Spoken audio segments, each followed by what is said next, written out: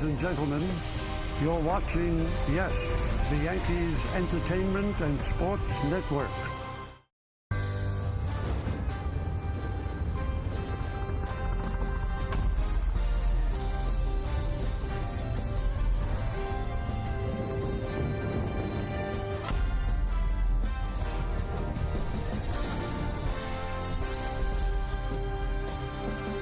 It is a gorgeous Friday evening, and it's time for the battle of this great city. Oh yeah, two teams trying to claim property, claim it as their own, and they're taking the subway to do it, as it is time for baseball. As the Yes Network presents New York Yankees baseball. Tonight, it's the New York Yankees against the New York Mets in the first game of a three-game set from Citi Field here in Flushing, Queens. Hello, everybody, and welcome to Yankees Baseball, along with Al Leiter and David Cohn. I'm Michael Kay. The Yankees have been playing great baseball, 6 games so far on the road trip. They're 5-1, and the last game, it took them 13 innings to score, and boy, did they make noise when they did. Yeah, that's what Aaron Judge brings to the table. He could strike out 8 times in a doubleheader, but he's still a threat. And if you hang a curveball right there, he's going to lose it. He's going to please a little kid out there, too. Maybe the shot of the year is this kid right here, a superstar in the making. We got to find that kid, Michael. Bring him on Yes Network. I want to meet him. And then, of course, you ever heard the expression frozen rope? It's an old baseball metaphor. This is the definition of a frozen rope. You better duck in the stands and try to catch that. That is hit as hard as it can possibly be hit. So last night, it was a day off for the Yankees. Now they regroup against the Mets. And tonight's pitching matchup brought to you by People's United Bank. Masahiro Tanaka in 12 starts, 7-2, high ERA. And then you look at Jacob deGrom in 12 starts, 1.49. His team just doesn't score runs, so he's 4-0. This is a nice pitching matchup for the first game of this series, Al. Should be, Michael, no doubt about it. Masahiro Tanaka in his last start got into the 6th inning. You mentioned about the run support. You got the great record, certainly 7-2, an ERA of almost 5. Listen, Tanaka gave up 3 home runs in Baltimore, was able to win the game in an 8-5 win. When he's down in the zone like those sliders and splits, he's tough to hit. What do you say about Jacob deGrom? Well, I'll tell you what you say about him. Best ERA in the National League. He has been absolutely dominating. You talk about that in his last 8 starts, an ERA at 0.57. He is phenomenal with down in the zone. He's got a great changeup, good slider. This is a good pitching matchup tonight. Should be a fun series, that's for sure. Now for the managers, it's their first time. Mickey Callaway and Aaron Boone. When we get back, Meredith Marakovich will have more from the two managers. That's coming up next, right here on Yes. Meredith Marakovich. Tonight, 2 rookie managers are going to experience the Subway Series for the very first time. Here's Mickey Callaway, Aaron Boone, and Neil Walker talking about the Yankees-Mets matchup. I found myself looking forward to this. I didn't get to experience it as a player. So just to see the two fan bases get together in this great city, yeah, I'm excited for it. You know, the fans are going to show up. That's the one thing I found out as a New York Met. Regardless of how the teams are doing, you know that it's going to be an exciting series. You know the fans are going to come and pledge their allegiance, per se. In a series like this, maybe jumpstart your ball club here. It really can. You know, I think that we go out there, swing the bats a little bit, just continue to get really good pitching, and win a few games or a couple games that it can definitely kind of start what we need to get started. And, you know, we're looking forward to that. Being that they're in a National League park, the Yankees will lose their DH. Aaron Hicks is the odd man out in the outfield tonight. Plenty more to come here on the Yes Network. When we get back, Michael Kay will be joined by Al Leiter and David Cohn. First pitch coming your way after the break.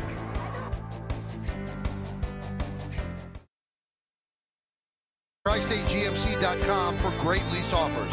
By Subway, try a signature wrap at Subway restaurants today. By the Panasonic Arc 5 Premium Men's Electric Shaver. Panasonic, shave like a pro.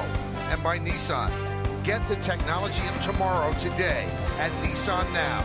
Shop ChooseNissan.com.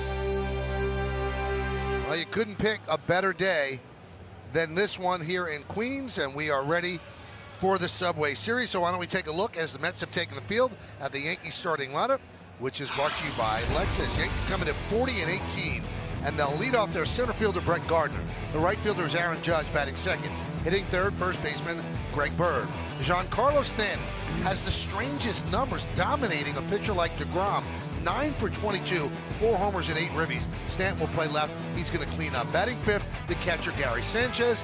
Didi Gregorius, the shortstop, will bat sixth. Batting seventh, the rookie, third baseman Miguel Andujar. No DH in the National League Park. Masahiro Tanaka will bat eighth and pitch. And batting ninth and playing second base, another rookie, 21-year-old Gleyber Torres.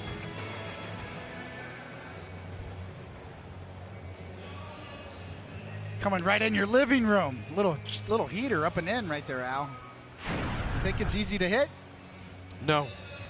Those numbers there by deGrom, those are as skinny can be. I mean, that's what you want when you're a pitcher. Really thin, skinny numbers, and that's about as skinny as it gets. And let's tell you a little bit more in our pitcher scouting report. Jacob deGrom is good at throwing a baseball. That's it. I'm done. Back to you, Mike. Those numbers say a lot. Last 8 starts. Oh, yeah. The Mets are 2-6 in those 8 starts, and you get to the point where you have to pitch a shutout just to get a no decision sometimes. Nothing new. The trade speculation, will they or won't they? Well, if I'm the Mets, I don't trade this guy. He's too good. But he's at an all-time high right now, and I guess you listen. He is ready.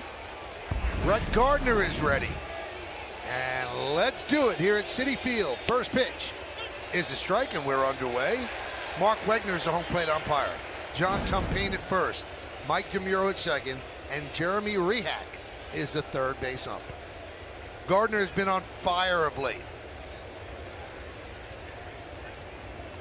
And there's a ground ball to first base. Gonzalez will take it himself. One away. Why don't we take a look at the Mets defense presented by Geico. You've got Nimmo in left, Conforto in center, and Bruce over at right. In the infield, former Yankee Todd Frazier's at third, Rosario at short, Cabrera at second, Gonzalez you just saw there at first, Mesoraco, Devin Mesoraco behind the plate, and Jacob deGrom is on the mound. There's Aaron Judge. He's 3 for 24 on this road trip, but he made a lot of noise in the 13th inning against Toronto, and that was on Wednesday. Broke a scoreless tie, a 2-run home run, quickly followed by a home run by Giancarlo Stanton.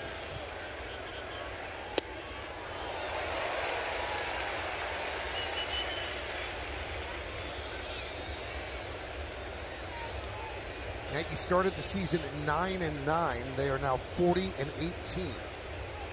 So 31-9 in their last 40 games.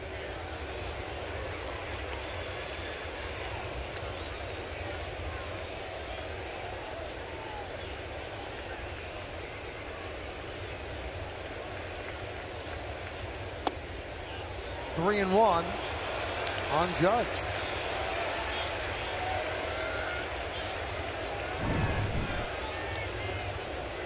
Little slider off the plate. Close. You see Mesoraco pulling the glove back inside there. And there's a walk by Aaron Judge. Well, that is the amazing part with Aaron Judge, Al, is how many pitches that really are low against him. I mean, the guy's 6'7". Gets more low pitches called on him, and even the pitchers have to adjust. It's almost like Judge broke the algorithm, you know, for our little box there, you know, whatever you want to call it, the pitch tracked Strikes box. Right? Strike zone. Here's Greg Bird, 4 for 23 in the first 6 games of this road trip.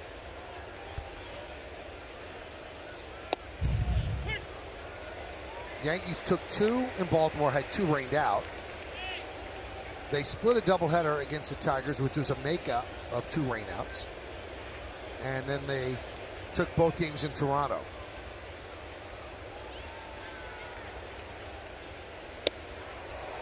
Oh, 0-2 on Bird.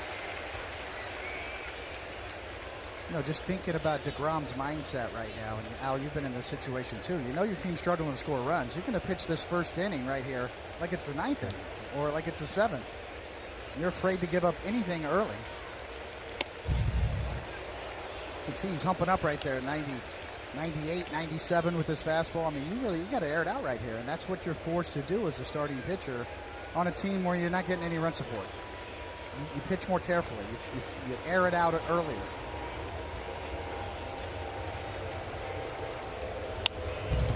Popped up. Left side. That'll make the seats out of play. Well, that was 98 miles an hour. Brought to you by the Fast Pitch Speed Analytics at Fios by Verizon. I know it's part of it, Michael, or David, you've been there, but you look at what he's been able to do. You talk about domination beyond. In his 72 and a third innings, he has only trailed of those innings in 3 innings.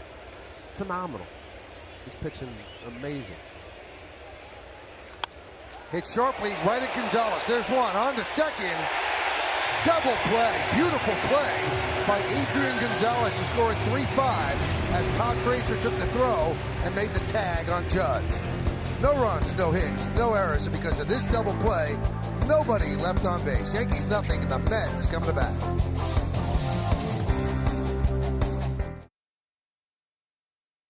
Aaron Judge made the slide into second. The tag is applied by Todd Frazier, and Judge hurt his hand. Now, they were looking at his left hand. You can see he's in some pain right there. We're trying to see exactly how he hurt it. Maybe he just came down on it weird right there, but Aaron Boone came out. Steve Donahue, the athletic trainer, came out. And they looked at it for a while. And there, Brett Gardner was actually asking him where it was. And a very close team. They hold hands as they walk to the outfield. But just a light note there as the Yankees hold their breath that Aaron Judge is okay. So he stays in the game. And here's Brandon Nimmo.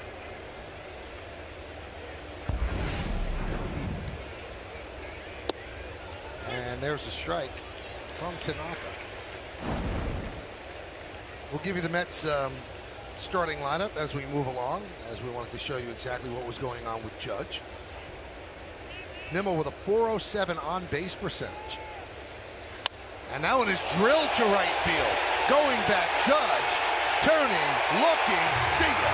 A home run, 1-0 Mets.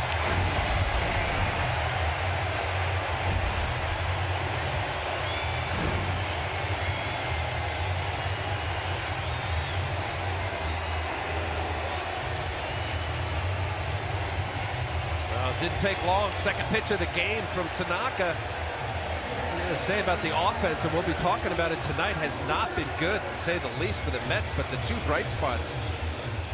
That young man right there, Brandon Nimmo, and there's Drupal Cabrera, who's coming up second.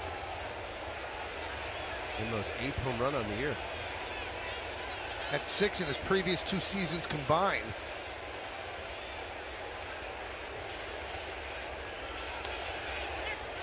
And Cabrera takes a strike.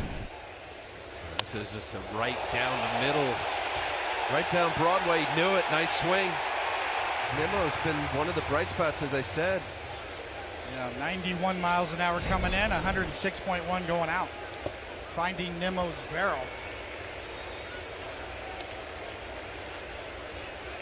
I see what you did, David. Thanks for paying attention. We're the two at the young children in the booth. The 1-1. Swing and a miss. And, you know, Al mentioned that it's been a tough go for the Mets offensively. They've scored 2 runs in their last 42 innings. They've had 1 run or fewer in 4 consecutive games and 15 times this season. The offense has not been there. And, of course, they're doing without Yoenis Cespedes. Cabrera swings and misses for the first out. All right, let's take a look at the entire Mets lineup, brought to you by Lexus. You saw Nimmo. You've got Cabrera batting second. The center fielder, Michael Conforto, hits third. Third baseman, Todd Frazier, cleans up. Jay Bruce in right. Devin Mesoraco is going to catch. He'll bat 6. Batting 7th, Adrian Gonzalez. Jacob deGrom will pitch. And Ahmad Rosero, the shortstop, bats 9th. Cabrera thought that he foul-tipped that, and Callaway had to bring him back after a long discussion with Mark Wegner. Nope. Good call.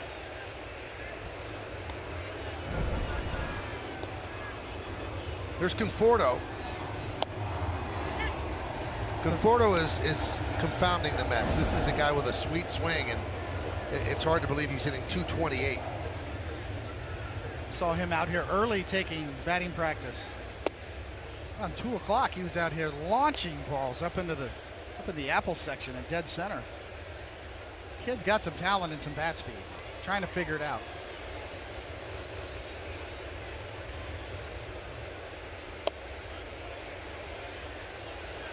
Well, we talk about it often about, this Major League season and this game of adjustments.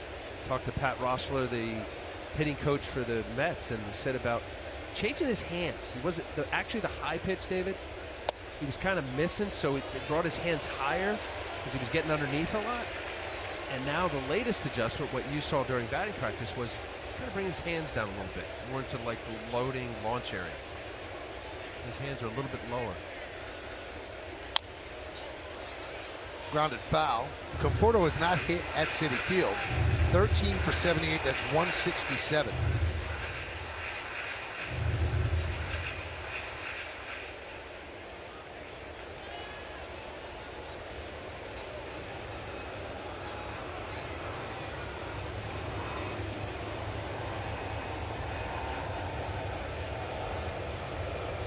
And the 3-2.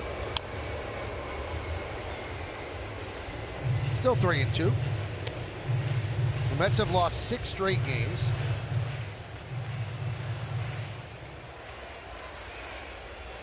And 8 of 10. They lost 4 in a row to the Cubs here at Citi Field, and then they were kind of shocked by losing 2 straight to the Orioles, who when they came in had the worst record in baseball. Swing and miss. Conforto down on strikes. Let's take a look at Masahiro Tanaka tonight. Your pitcher scout report brought to you by your Tri-Honda dealers. That's your Tri-Honda dealers.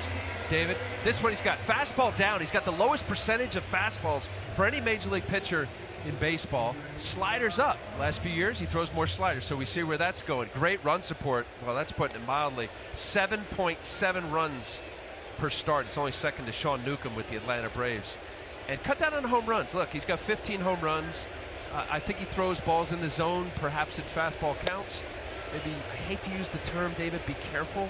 But when you're giving up the big fly, it's okay to walk a guy occasionally. I agree. Sometimes too many strikes can lead to some extra home runs. There's a strike to Todd Frazier. So we caught up on the Tri-Honda dealers now? I know I forgot to say it. My scouter report. They got it in there. Sorry. I like their cars. That's 3 times now. Gotta take it easy.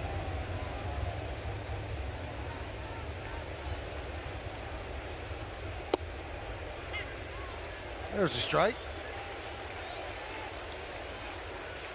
Coming off the subway, the thumbs down guy who's wearing now a thumbs up shirt.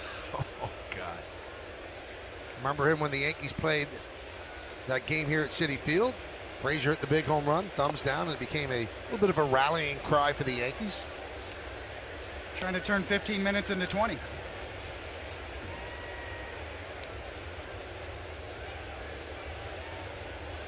Todd Frazier on the DL with a left hamstring injury, 24 games. He's 2 for 7 since coming off. He swings and misses, and Tanaka bounces back from the Nimmo home run to strike out the next 3 Mets. But Nimmo led off the inning with a blast off the Yankee right-hander. Nimmo's 8th home run of the year, and when it landed, the Mets had a 1-0 lead.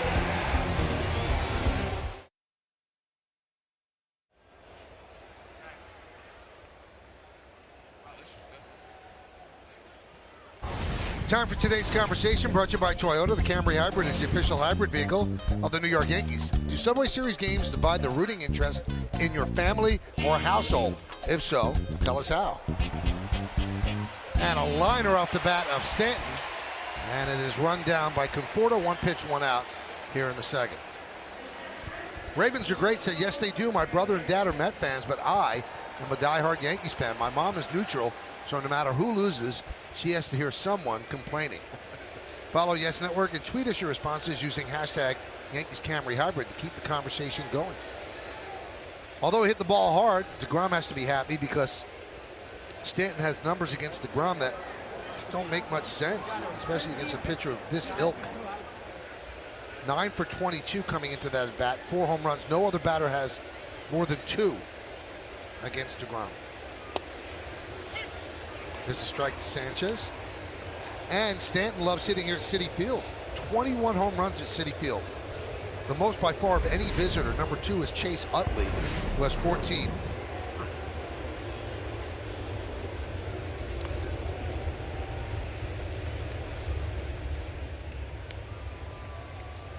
How do you explain that? Sometimes there is no explanation, but deGrom does pitch very aggressively and go after Stanton. And Stanton knows that. He's ready to swing. You know, I asked Aaron Boone that very same question, and he gave a pretty interesting answer. He said, I don't know if they match up any better. He said, but maybe those at-bats came when Stanton was really locked in. He said, and when he's locked in, he can hit anybody. He said, there's no pitcher that's going to neutralize him. So maybe a lot of those at-bats, he was just on fire then. That's a really good point, because Stanton has been streaky, as we saw last year. His second half was for the ages.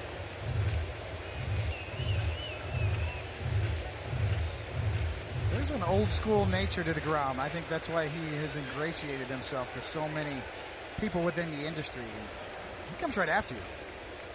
There's a little bit of, you know what? I've got good stuff. I've got a good fastball, and I'm not afraid to use it. Especially in an era, Al, where a lot of pitchers are shying away from their fastballs. A lot of teams relying on analytics, or including the Yankees, are pressing less usage of fastballs and more breaking stuff. deGrom's, throwback. Here you go. I'm better than you are.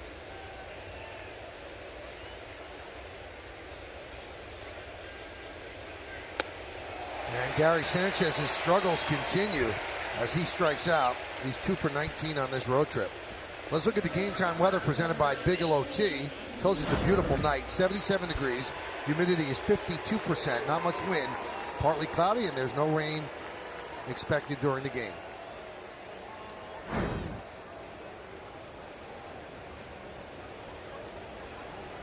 Ballpark opened the same year as Yankee Stadium. 2009, the first season. Pitch outside to D.D. Gregorius.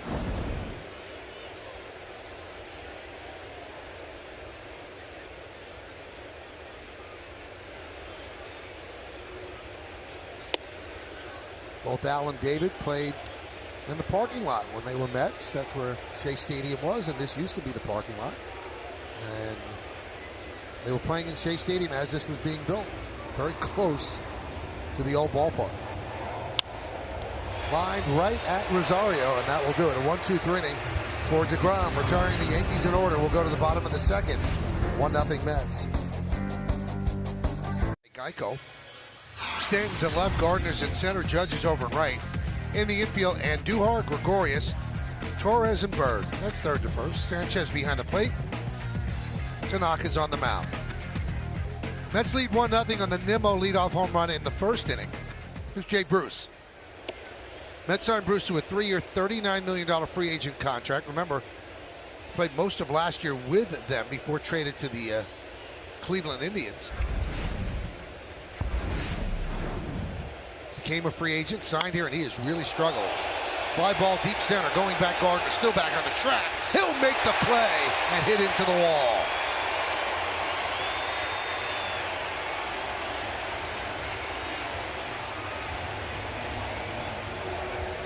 Well, when it starts warming up and all the baseball, the ball travels. It's a split finger down and away. Jay Bruce does a nice job staying on it, but a better job. Look at Brett Gardner, just keeps his eye on it, tracks it. That's a long way. That little quirky outfield goes to 408 straightaway center, and that little angle there on the Mercedes-Benz Yesmo. Nice job by Brett Gardner. That'll bring up Devin Mesoraco. 5 home runs in 15 games for the Mets. Came over from the Reds in the deal for Matt Harvey. The Reds are picking up a great deal of Mesoraco's contract. Last year of his deal. Made the All-Star team in 2014, but had been hurt for most of the time since then. Trying to get back to the player that he was. He has 5 home runs in 15 games with the Mets. And you know what? Matt Harvey's done okay with Cincinnati. So far, so good on both sides. maybe it's just a change of scenery for a couple of guys that really fell on hard times that once were all-stars, both of them.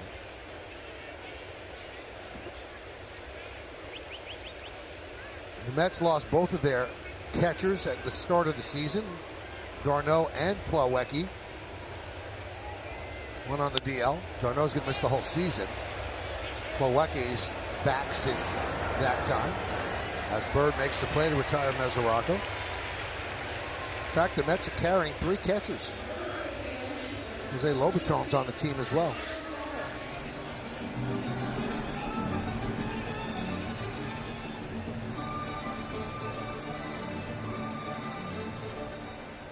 That'll bring up Adrian Gonzalez.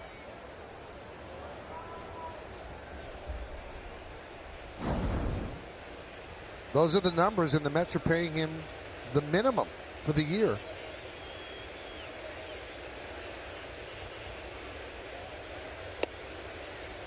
Dodgers tried to shed some payroll. They sent him to Atlanta. Atlanta released him, and the Mets took a flyer on a guy that has been hurt, at least last year. His whole season was kind of thrown away with injuries, and so well, maybe he's got something left, and so far he's played pretty well. A little bit of a slow start, come on better as of late, and you know the Mets have their former #1 pick Dominic Smith waiting in AAA. So if the Mets do fall out of it, I would anticipate, at that point, you kind of got to give the kid a look. And there's a lot of talk. What do the Mets do when Cespedes gets back? Nimmo has to play. So are you going to sit down Conforto or Bruce, or will you move Bruce to first?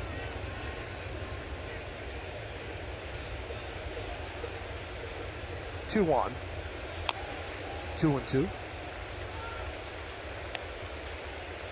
Kind of the theme around the league with all general managers is roster construction and how you can build depth within your system. And probably the hardest thing, it's so challenging. Sometimes you have redundancy of skill sets and not enough of what you think you're going to need. That's the 4th strikeout for Tanaka as the Mets go down in order here in the 2nd. We're going to the 3rd here in Queens, and the Mets lead the Yankees 1-0.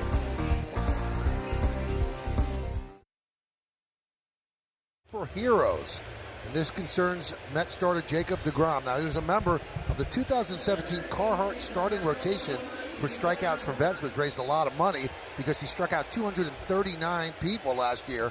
That's the 5th most in the major leagues. And 1.49 ERA, 98 Ks, 0.37 home runs per 9 innings this season, each in the top 10 in Major League Baseball. And amazingly, he's just 4-0. Here is Miguel Andujar. Pitch outside, 1-0. So a Nimmo home run in the 1st inning. That's the only run of the game, 1-0 Mets. First game of this 3-game set.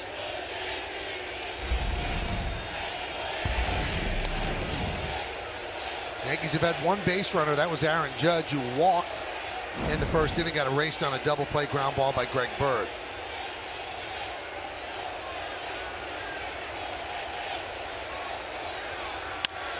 Ground ball to Rosario. 1 away.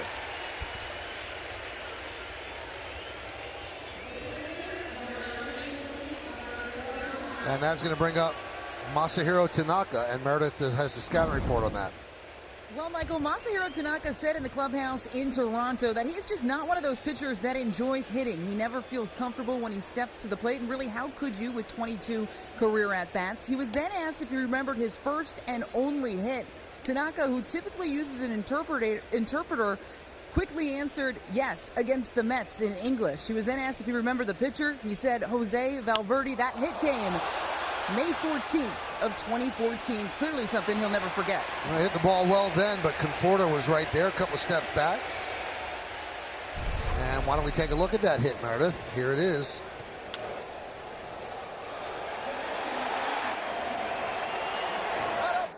And when he tells it to his grandchildren in 50 years, he'll say, hit a hard line drive. So far, coming into that at bat in 2018, pitcher's batting average in Major League Baseball, 113.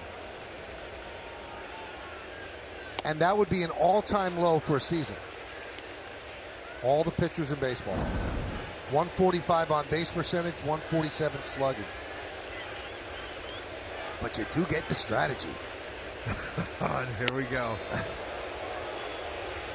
So I take it you don't like pitchers hitting. You know what? I love the strategy, but I don't know if it's worth it to see guys just make automatic outs.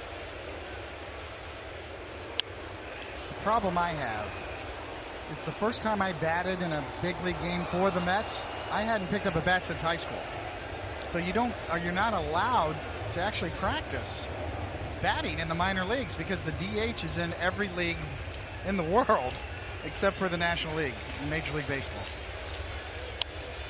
And one of the two leagues in Japan, they have pitchers hit. I'm with you. Listen, when I played, Michael, absolutely. When I was in National League, and Dave, you probably feel the same way. Did I want a pitcher hitting in a lineup? You betcha I did. It was a chance to get a couple strikeouts, maybe. Your only strikeouts. But now as a fan and 12 years retired, I'm with you. Gleyber Torres down on strikes.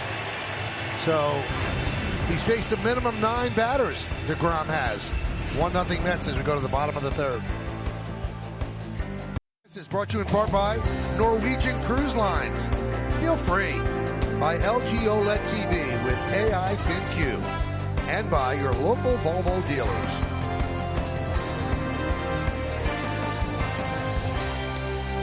We go to the bottom of the third inning. It's 1-0 Mets.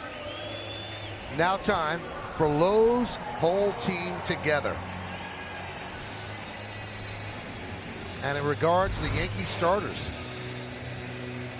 their last 10 games, 6-2 with a 2.92 ERA. Opponents hitting about 200. 14 walks, 70 strikeouts, and they've gone 6 or more innings in 7 of those starts in the last 10 games. Here's Jacob deGrom against Tanaka. Pitch is high, 1-0 as we start the bottom of the third. deGrom hitting .087.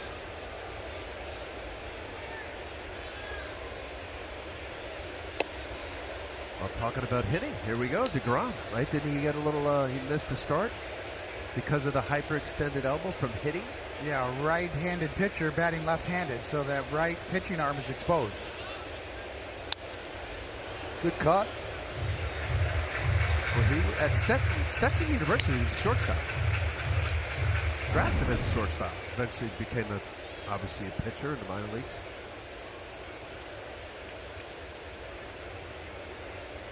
You were lefty. Same thing. I got drilled too on my pitching hand. Worked out okay for me. It actually made me better.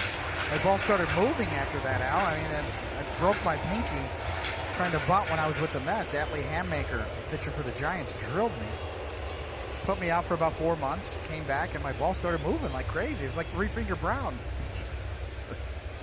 I should give Atlee Hammaker credit there, but all kidding aside, you know, the pitchers are exposed.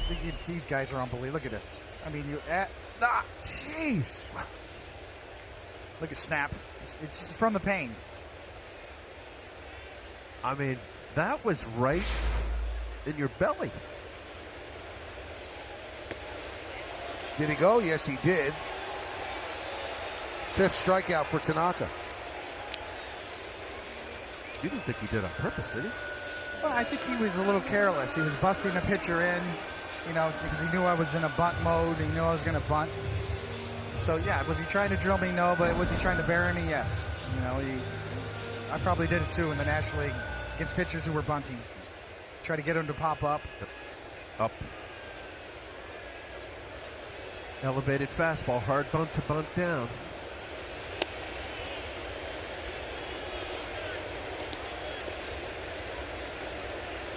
I think Major League Baseball likes that debate, though, the way it is. In some sense, it's kind of good to have disagreement. Ron Darling, I was talking to him before the game, and, you know, former Mets pitcher, teammate, now broadcaster with the Mets Network, said, you know, if there is expansion in the works, and they're going to separate the leagues again and get rid of interleague play, then, you know, you keep the hitter you keep the rules the way they are now. Just keep the National League completely separated like it used to be. The problem now with interleague play, now you've got American League pitchers who never hit, and National League pitchers who do get a chance to practice a little bit. It's an uneven playing field right now. Wow, rosters that are constructed, with DHs, and then National League teams are at a disadvantage. And then the big one is you get to the World Series and your roster is constructed the way it is. And Rosario swings and misses. Another strikeout for Tanaka, 6 on the game. And that's going to bring up Brandon Nimmo.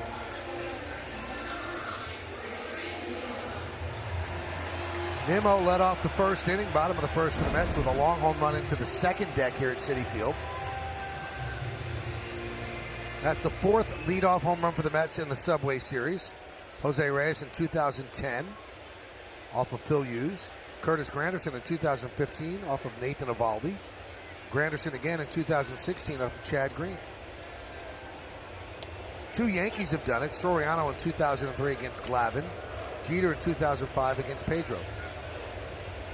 And Jeter also led off with a home run in Game 4 of the 2000 World Series off of Bobby Jones. I remember that one very well, Al. You were on the other side. I was screaming at you from the dugout. You and Franco. Me? Yes. No, you weren't. Yeah, you had the Baja men on the field right before that game. They were singing "Who Let the Dogs Out." Yeah. Hooting and hollering, and then we were like, they're holding up the game. They wouldn't get off the field. And first pitch, Jeter bang zoom to the moon, and we just were screaming at you guys. What did I do? Nothing. You were just there. I do remember that. The Baja Boys? The Baja Men. Oh, men. When they were younger, it was the Baja Boys. That was your team song, right? Who Let the Dogs Out? It was. 2000 Mets? Yeah. What else? Robin Ventura had another one. They were on the field and wouldn't get off the field. And we were come on, you're holding up the game. Mojo Rising was another one. LA woman? Yeah.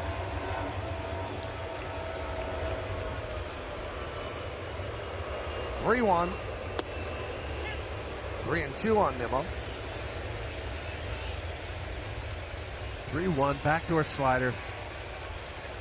Mentioned about Tanaka, lowest percentage of fastballs thrown by any major league pitcher.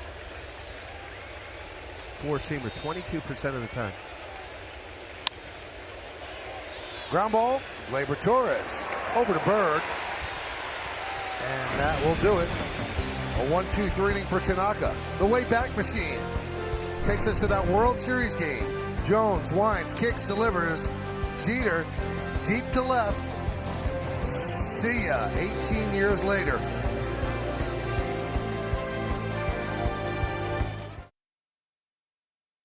Time for the trivia question. Al Leiter and David Cohn are 2 of 5 pitchers that have at least 10 career wins with the Mets and the Yankees. Who are the other 3? Can we answer? Sure, you can try. Well, Doc's got to be one of them. Dwight Gooden. Audi scoreboard, 1-0 Mets. Did Frank Tanana, did he play for the Yankees? No. Did he play for the Mets? Yeah. Later. Towards the end of his career? Maybe not. What the heck, Frank? Line drive, a base hit. Yankees' first hit of the evening. A leadoff single here in the 4th by Brett Gardner.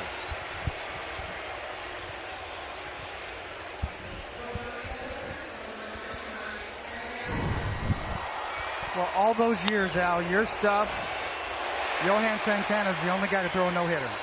We all wanted to be that guy. I know you did too when you pitched, and it's hard. deGrom, 9 straight up, 9 straight down, but here in the 4th, Gardner says, there goes the no-no. Here's Aaron Judge. He walked in the 1st inning.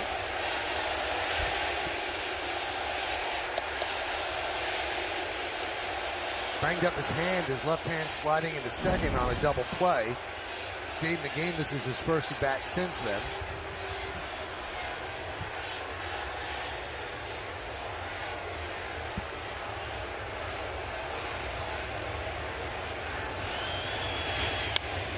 Grounded to third. Frazier. There's one. There's two.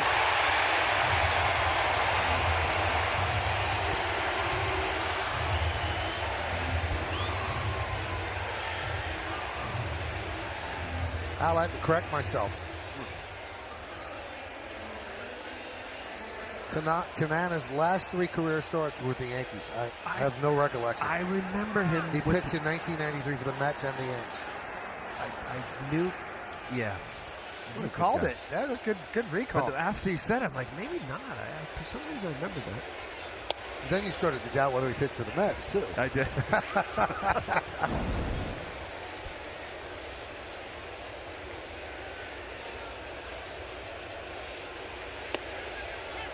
And there's a strike to Greg Bird. 1-1. Bird hit a sharp ground ball fielded by Adrian Gonzalez in the first. Stepped on first, threw to second. Todd Frazier was there to tag Judge for the double play. This is ticking me off right now, David. Can't think of the guy. You got one. Doc.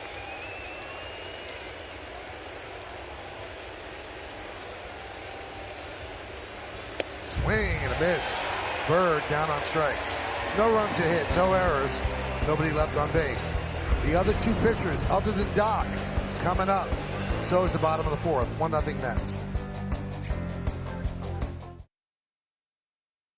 Al Leiter and David Cohn are 2 of 5 pitchers to have at least 10 career wins with the Mets and the Yankees. Who are the other 3? We know one's Doc. Maybe Mike Torres. Wow. El Duque. Good pull on Torres. Wow. Great guy. Mike, see him on the charity golf circuit a lot. Mike Torres. He's had a heck of a career. He pitched in some big games. Bucky Dent game. Pitched really well for the Yankees. Outing scoreboard 1-0 Mets. Was a rare fouls one off. 77, right? He was on. He pitched the last game for the Yankees. Right, and then he left as a free agent, and he gave up the home run to Dent in 78. Complete game on the field, clinching game against the Dodgers in 77. Mike Torres has a sneaky, really good career. Al, you had 11 wins for the Yanks, 95 for the Mets. David had 64 for the Yanks, 81 for the Mets, and David also had 4 championships in your round. Yeah, not even close. Mike Torres, 14 for the Yanks, 11 for the Mets. Gooden, 24 for the Yanks, including a no-hitter, and 157 for the Mets. El Duque, 61 for the Yanks, 18 for the Mets. I cheated. Did you? Yeah, Barry Lyons, my old catcher, sent me a text and gave me the Mike Torres line. I got to come clean. Honest God. Barry Lyons. Yeah. So Barry sent you the text, and you're the one that's lying. Exactly.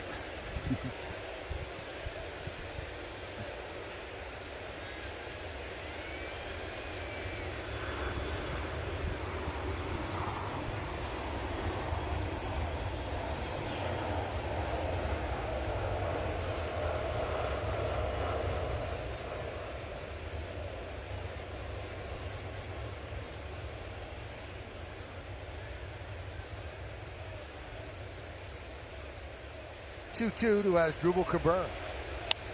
Rip foul. He started the season on fire, but he's slumping of late. He's 2 for his last 28. He was the Mets' best hitter for a while. And he's the only Met with double figures in home runs. He has 10 home runs. The Yankees have 5 players in double figures.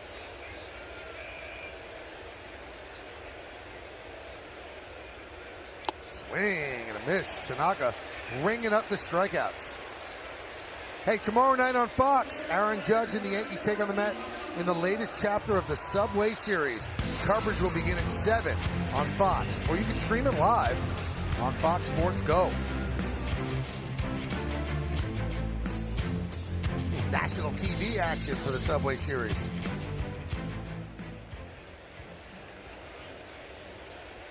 Here's Michael Conforto. So far, one mistake for Tanaka, and that was to Nimmo.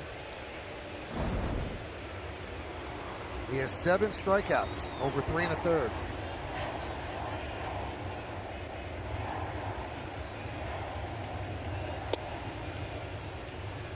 What's that pace? 7 strikeouts out of 10 outs. What are you working on about? He's got his good split finger going tonight. I mean, it is late and diving down hard.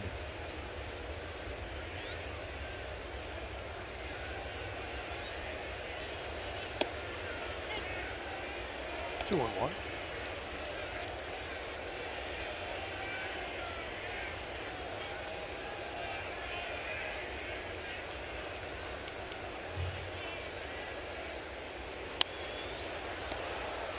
How do you feel as you got older? I think it's pretty obvious before I ask you.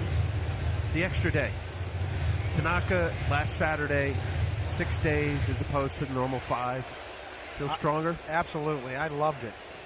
I really came to realize later in my career how advantageous that could be.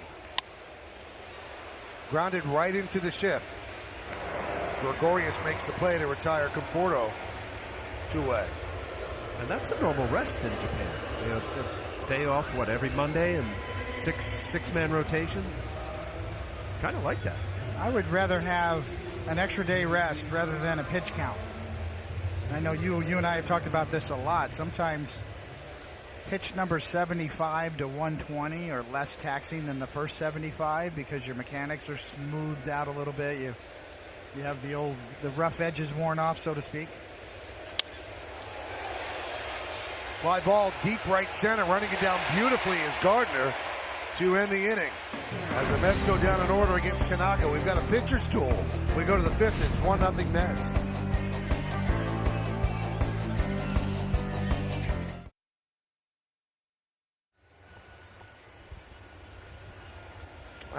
That's awful news, Ryan. We thank you. As we go to the 5th inning, here is Giancarlo Stanton to lead it off. Stanton lined to center field. That was in the 2nd inning.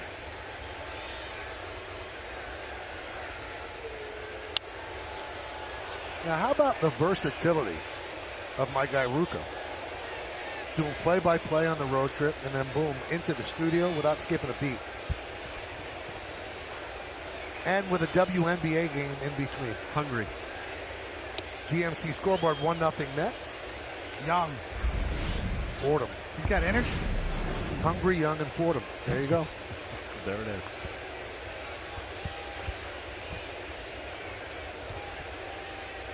And the 1-2.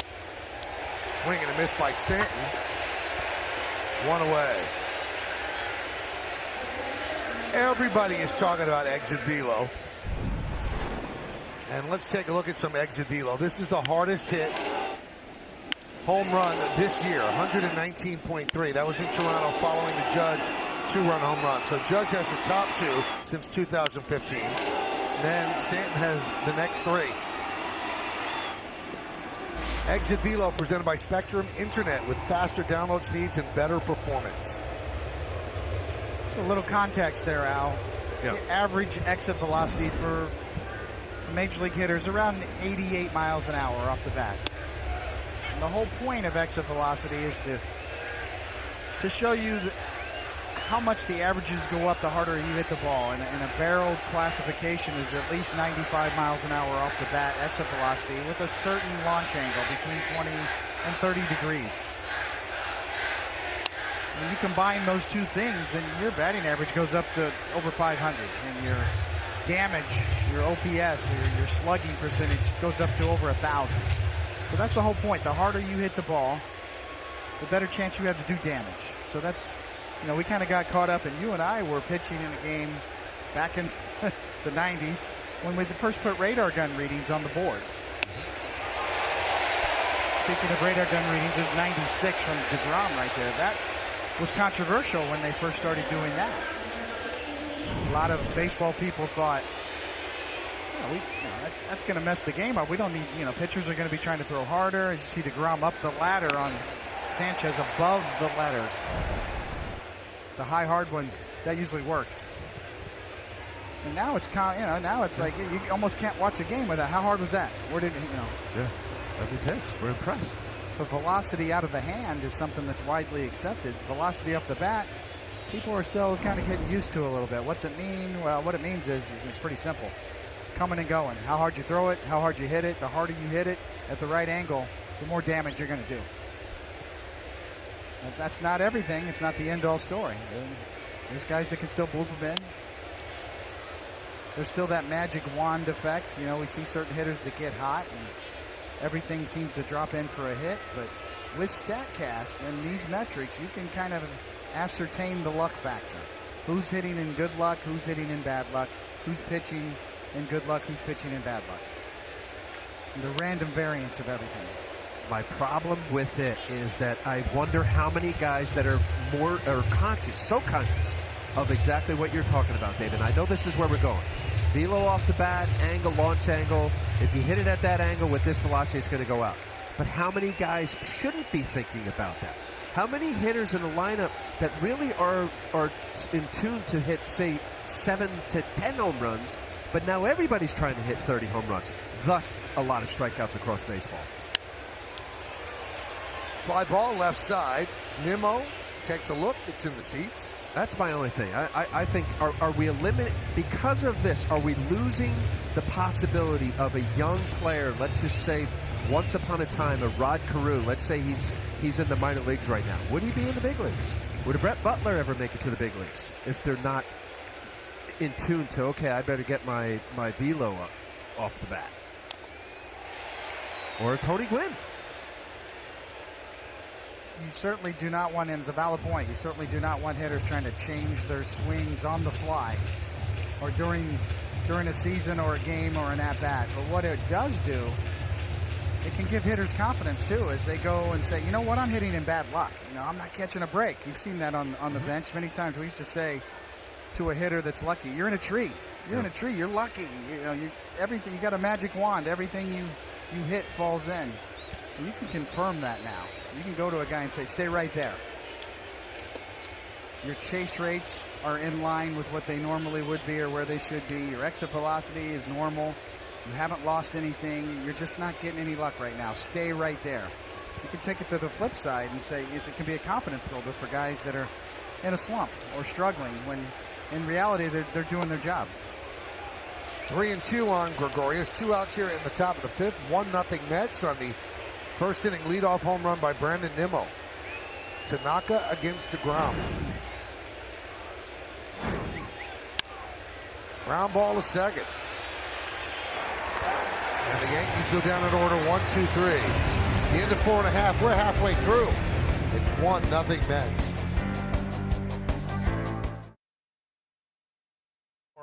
This is awful if you're a baseball fan.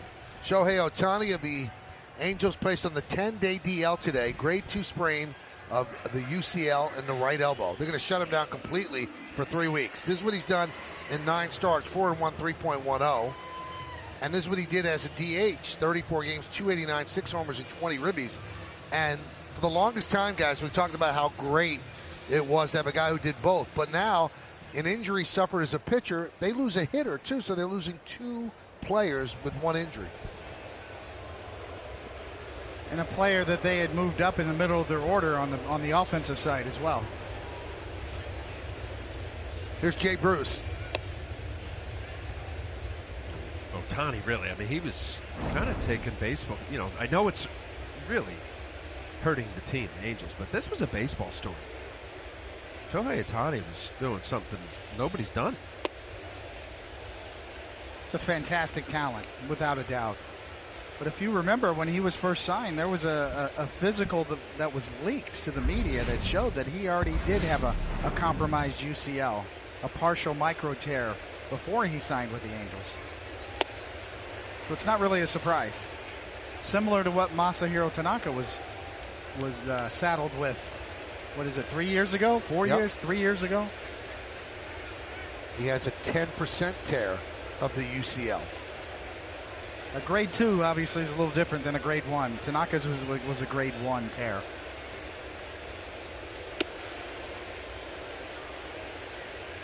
Remember, I once asked Brian Cashman when they signed Tanaka, it was such a big thing that they signed Tanaka, and I said, why is it that when you draft or sign pitchers yourself as youngsters, you would never, ever let them pitch the amount of innings that the Japanese pitchers pitch in high school and early in their career. But then you would sign, and he just felt that Tanaka was an outlier. But arms are arms.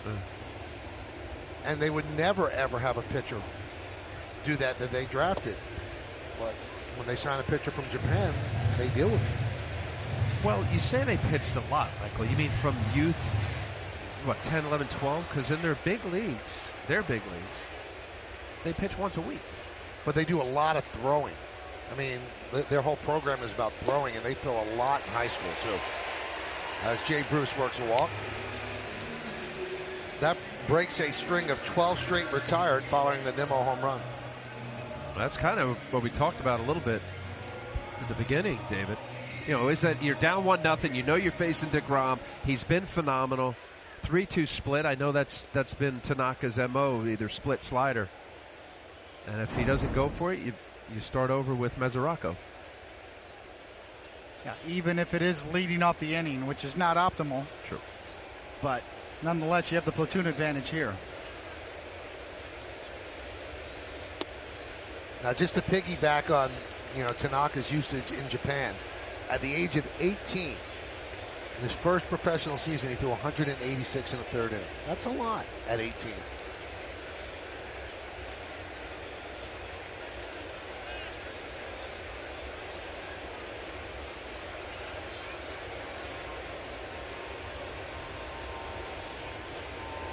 I'm going to ask you guys a question that maybe you don't have the answer to. He's such a good offensive player, Ohtani. So you have to shut him down for 3 weeks to see if the UCL calms down. Why can't he hit? Would that affect the UCL? Yes. It would. It's his right. He's a left-handed batter. Okay. Similar to what we talked about with deGrom. His right arm, his pitching arm is exposed. That's your extension arm a lot of times. It's not something you'd want to mess around with. Well, like you said, grade 2 is fairly significant. What's a complete tear? What's that grade? I want to say 3, but then it would be a complete tear, but I should get a little backup on that. A lot of times they don't know until they get in there and get a look in surgery. There's a strike to Masahiro, 3-1.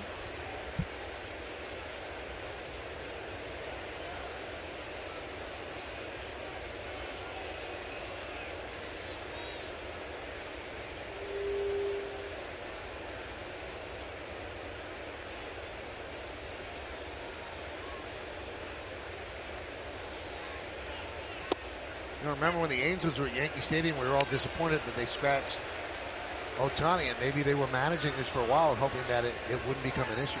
Yeah, absolutely. It makes you wonder. And we knew this was a potential issue from day one, and the Angels were under the gun to try to manage his workload.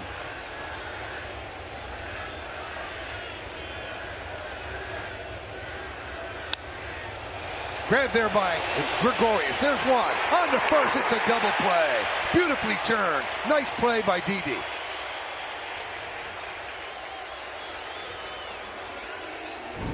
Well, leadoff walk. You never want to do it, but hot smash by Masahiro. What a beautiful play by Didi. Quick transfer from Gleber. Watch here. He's got plenty of time because of the velocity off the bat. Beautiful thing for Masahiro Tanaka and the Yankees. And our crew just looked it up, Al. A grade 3 is a complete tear. I thought so. Good. I mean, so grade 1, obviously the small, very small 2, and then 3 would be a complete tear. Here's Adrian Gonzalez. He's thinking about bunting with the shift on. 0-1. I like it.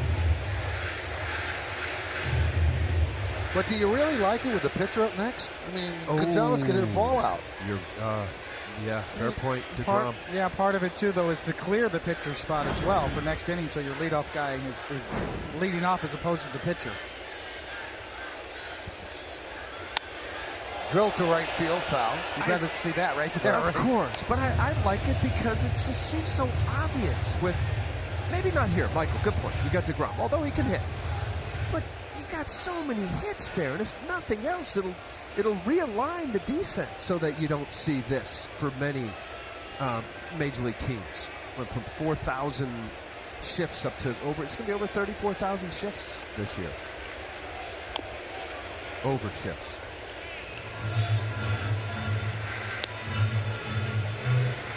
So a statistic, I forget what it was. I want to say it's about 5 to 6 years ago. 4,000 some odd shifts Major League hold. Last year was 34,000. Crazy. And it works. The 0-2. Fouled the ball off. I still think we're scratching the surface on really analyzing these shifts, and there's still studies being done by really smart people. And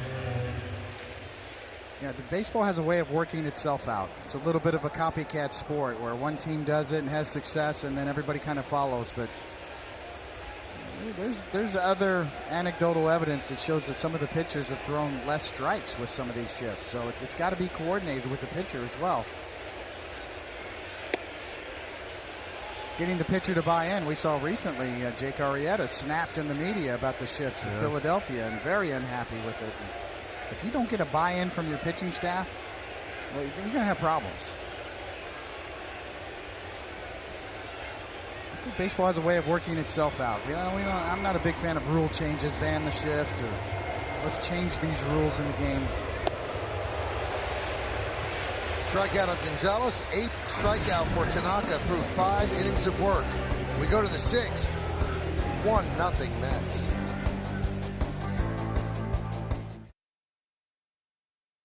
More player of the week. Why not? 8 for 17. 4 of the 8 doubles. 2 of the 8 home runs. 8 ribbies. And he had his first career grand slam Tuesday in Toronto against the Jays. And just like that, he leads off. Now, one thing that you put in your game plan against the Mets, you get the starting pitcher out, you get to a bullpen that's been weak all year and got weakened today because they put Jerry's Familia, their closer, on the DL. But you look at the pitch count for deGrom, and the Yankees are not getting him out of there anytime soon. Nice play by Gonzalez to get Andujar. That didn't help either right there. A free swinging Andujar, first pitch curveball. Nice play here. This was the difficulty in this play here as a pitcher. Obviously, you're looking far left. You got to have a sense of where that bag is. I like what Gonzalez had, gave him enough time to at least get his head back to see where the bag is. Good athleticism from deGrom, as you mentioned, the former shortstop in college. Gonzalez has always been smooth at first. Here's Tanaka. Foul back. Actually swings the bat pretty aggressively.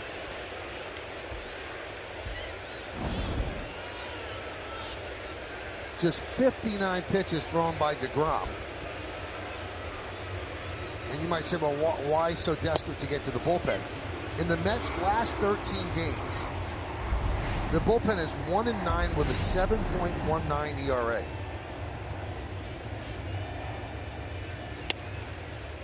So they carry 6 righties and 1 lefty, Jerry Blevins, who has not been getting lefties out this year.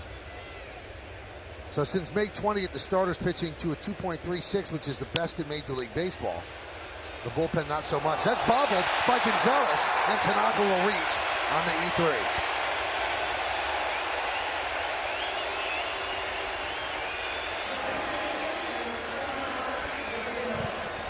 Almost an identical play, except a little further for Adrian Gonzalez. I think Severino's hoping for a hit there. I don't think so. Gets in front of it, just off the heel of the glove. Kind of nonchalant, I'd say. Completely an unforced error. Boy, they do not have a future as an official scorer if they thought that was a hit. Here's Gleyber Torres swinging and miss. If Severino gave up a ground ball like that was booted, and they gave a hit to the hitter, he would not be happy. A little bit of eyewash coming from the Yankee bench.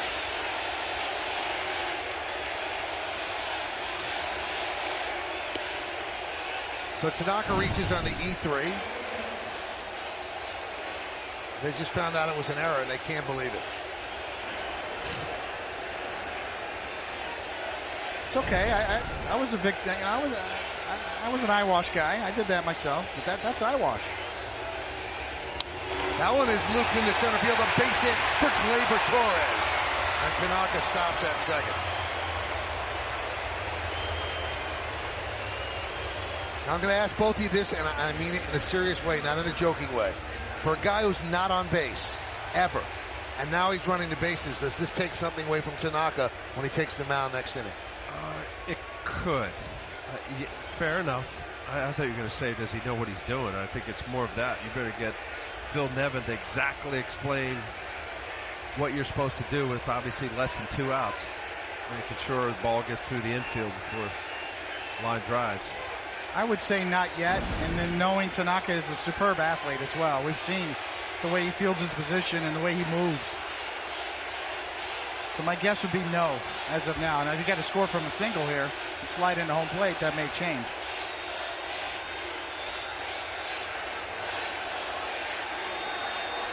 Can't take that much of a lead. He could get picked off. Pitch to Gardner's upstairs. Gardner got the Yankees' first hit. Single right leading up the 4th inning. So this is the Yankees' first time with a runner in scoring position as they trail 1-0. We're in the 6th inning here at Citi Field.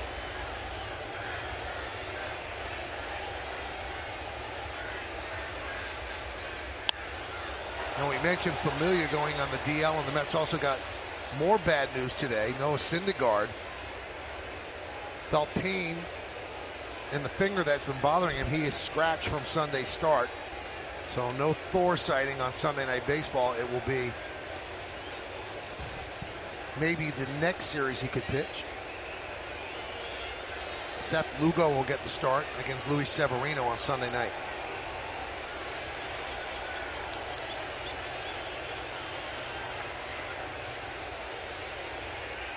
And the Mets, desperate for offense, worked out Cespedes again on the field before the game today.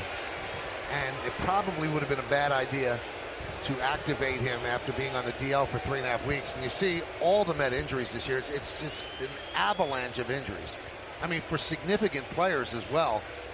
And they decided to send him to Trenton, where he is going to play tonight for the Rumble Ponies. That's the same team that Tim Tebow's on. In Double-A, and will he be here tomorrow or Sunday? They don't think he will be here this weekend, but he is playing tonight for the Rumble Ponies. That'll be his first rehab bats. Yes. Rumble Ponies, huh? Mm-hmm. Is that a new one? Yes.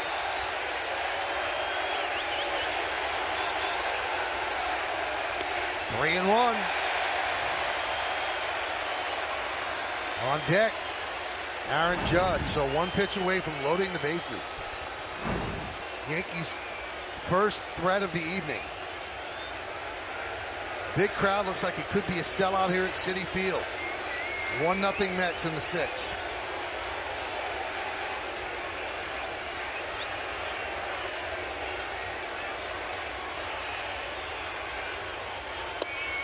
And he walked him.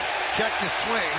deGrom wanted them to check, and rehacked the third base ump, said no, he did not go. So the bases are loaded. E3, single to center, and a walk. And here comes Judge.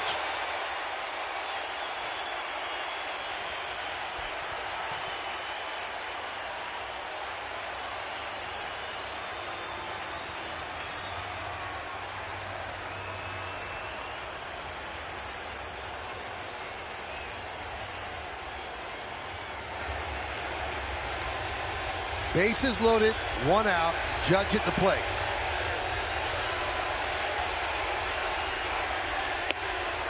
Looking for four. Swing and a miss.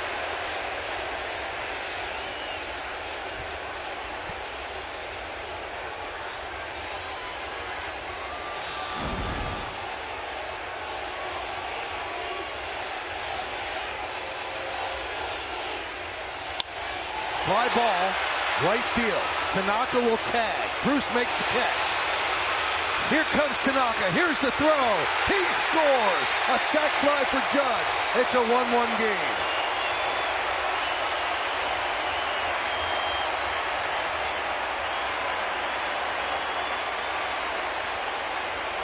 was lining up. You have pitcher and Mikey set it up. How will Tanaka feel tagging up, having to go after it? No. You can't help but watch. I mean, I did the game with Chen Ming Wong, hurt his foot at home plate on a similar play. Tanaka choosing not to slide there. Landed pretty hard, but seems to be okay. But the other runners move up. They're at second and third for Greg Bird. Excuse me, Michael, but right to your point, Michael, about pitchers running the bases. See here, you got a choice. Nevin's all over him. Okay, go ahead. Go. That's all he's got. Should I slide? Well, you saw him halfway there. He looked like he was going to go down for the slide, and then aborted. He aborted the slide.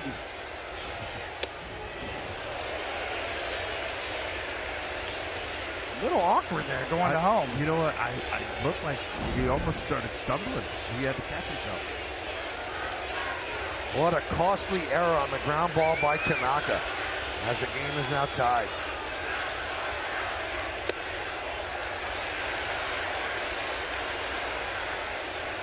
Adrian Gonzalez booted the easy ground ball.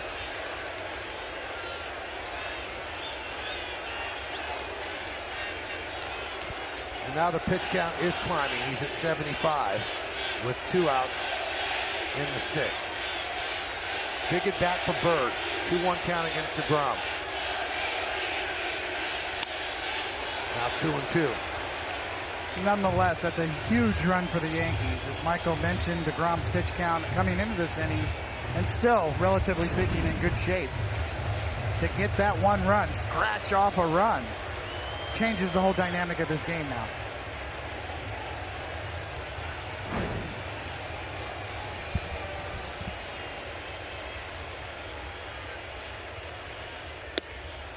Three and 2. If you're Jacob deGrom, there was your run. You just lost it. It's nothing new. Since 2014, deGrom has 16 starts of 6+ innings, no more than 1 run, and no wins in those games. 16 times he's had starts like this. That's the most in Major League Baseball. 3-2. Strike 3. Bird down looking. So deGrom gets out of further trouble. The Yankees score an unearned run thanks to Adrian Gonzalez. And the game is tied at 1.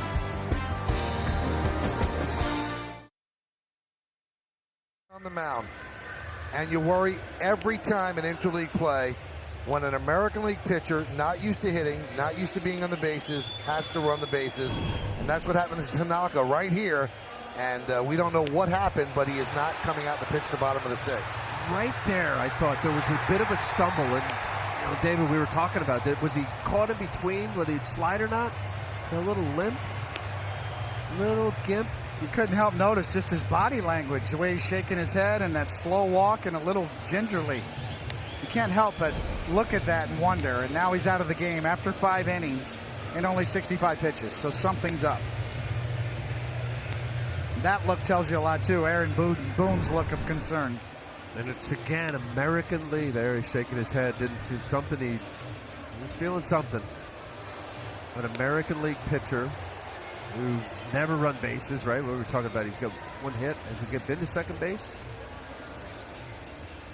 I wonder when you see that replay, did he stumble or did he feel a twinge of some sort? Because it was an odd gait toward the end. And that's obviously where whatever happened. So now the Yankees will have to deal with this on Thursday. Yesterday, Jordan Montgomery undergoes Tommy John surgery, out for 18 months. And the Yankees are using Domingo Germán in that spot, so they can ill afford to lose Masahiro Tanaka. Not saying they will, but he has been pitching well, and they took him out after 5 innings, so something's up. And the Yankees have to make the call to the bullpen, brought to you by Planet Fitness. Guy's been pitching very well. Jonathan Holder comes on. This is Tanaka running home in slow motion. And at one point, you'll see just a little...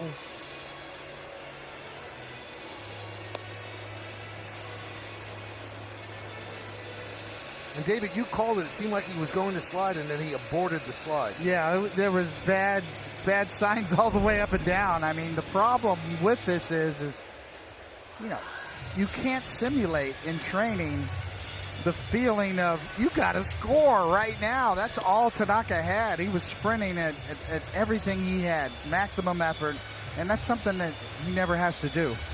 You know, he never runs the bases. There's no feeling like that. You can go out and run in the outfield before a game and sprint, but it's not the same as what he had to do right there. David, we both played in the National League. There were times in spring training, only spring training, where you would train to learn how to slide. You put on the sliding pads. You'd have the little slide in the grass. I wonder, it sounds like maybe people at home like, really, Major Leagues, you don't know how to slide? But if you haven't slid, my assumption is that Tanaka's, he probably hadn't slid to high school. Maybe ever. But nonetheless, all this speculation, that was awkward looking, the whole thing from third to home, and the way it, in the middle of the baseline, when he got halfway there, something seemed to give, and then in the landing too. I can't help but think of Chien-Ming Wang. His injury happened when he slammed his foot on home plate. Here's Jacob deGrom against Jonathan Holder, and Holder had as much time as he needed because he's coming in because of an injury, not a pitching change per se. And he took the time that he needed as a reliever. He doesn't need that much time. So deGrom, Rosario, and Nimmo here in the bottom of the sixth, 1-1 game.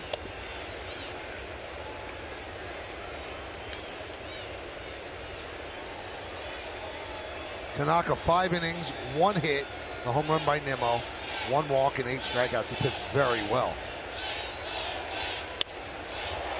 deGrom with a fly ball to center. Right there is Gardner, 1 away here in the sixth. MLB at Bat is your #1 Yankees app. Customize your experience to catch every moment this season. Get Yankees home screen icons and features such as the MLB.TV game of the day, pitch tracking, in-game highlights, live radio broadcast, stats, news, and more.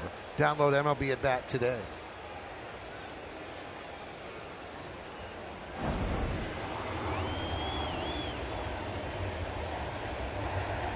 Here's Rosario.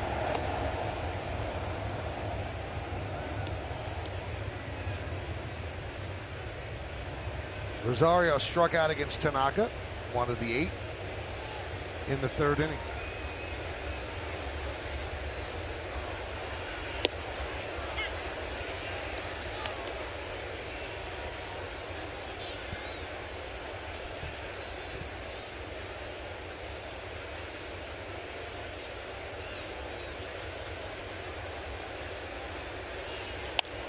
Right back to Holder.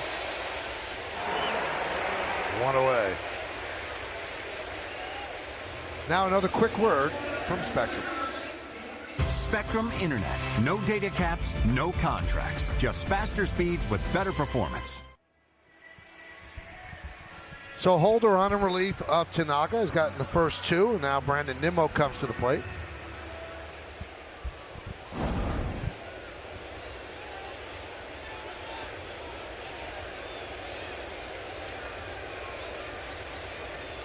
Nimmo with a home run into the second deck, leading off the 1st inning, and then a ground ball a second.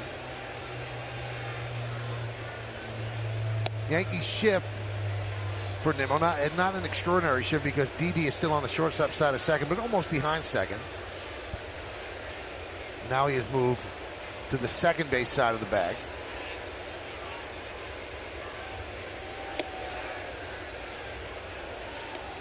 Michael mentioned about Jonathan Holder coming into this game for Tanaka after 5 innings and an early exit. Last 15 games, 17 innings, nothing, a whole lot of nothing, a zero earned runs allowed, and he's come back up this time now, and he's got a changeup now, especially for lefties. See, there it is again. He's throwing it a lot. Last year, you remember when he first came in, he was pretty much fastball, curveball, and an occasional slider. But he really has a new wrinkle to his repertoire, which has really helped him against left-handed batters. And it's become a real weapon.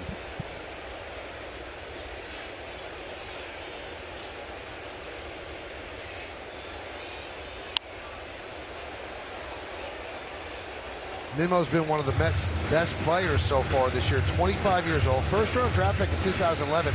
He was the first pick Sandy Alderson made as the GM of the Mets. And he was drafted out of high school in Wyoming. From a summer team. I'm pretty sure the story is that his high school didn't have a baseball team. Like David. You too, huh? Did not have, no. Played American Legion ball and played at showcases and similar events. And he gets drafted. I grew up in a barn. What can I say? Are you from Wyoming? Kansas City, right? Just the parochial schools in the area didn't have baseball. Grounded up the middle right there is Didi, and he fires to Bird, and a 1-2-3 inning for Jonathan Holder, who comes on in relief. We're going to the 7th here at City. 1-1. FS1 with every match live and over 300 hours of coverage. The world's biggest sporting event is just 6 days away on Fox and FS1. Giancarlo Stanton leads off against Jacob deGrom as we start the 7th. Cadillac scoreboard shows you 1-1.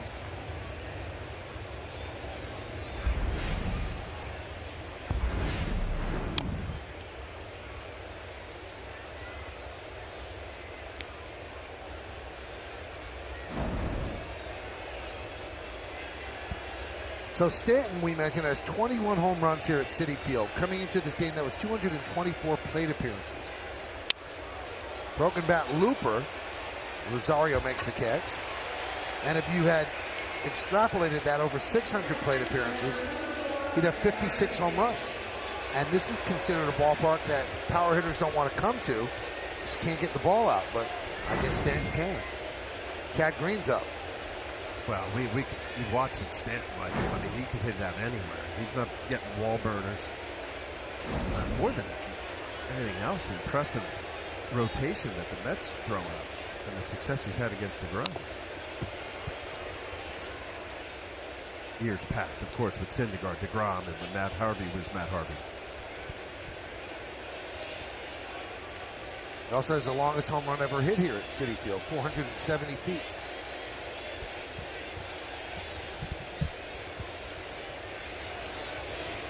First time we ever got a look at deGrom was on May 15th of 2014.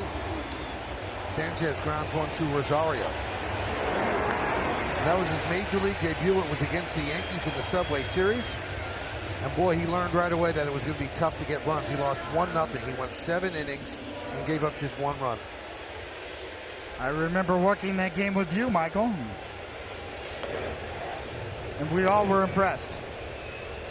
The stuff was there really from day one. With hair. And he had more hair. Hair on his head and hair on the baseball. Gregorius grounds one to short. So an easy bounce back inning for deGrom as the Yankees go down in order 1-2-3 at the end of 6.5. Time for the stretch here in Queens. It's 1-1. Your local Nissan dealer. It's a 1-1 game, 1-2-0 for the Yanks. Just one hit by the Mets. That was the first batter of the game for them. Brandon Nimmo hit a home run.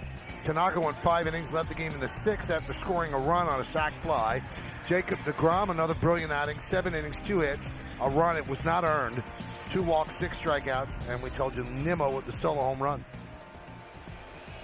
New Yankee pitcher is Chad Green after Holder worked the 1-2-3-6. So Green faces Cabrera, Conforto, and Frazier in the bottom of the 7th. And a strike to Asdrubal Cabrera, who struck out twice against Tanaka.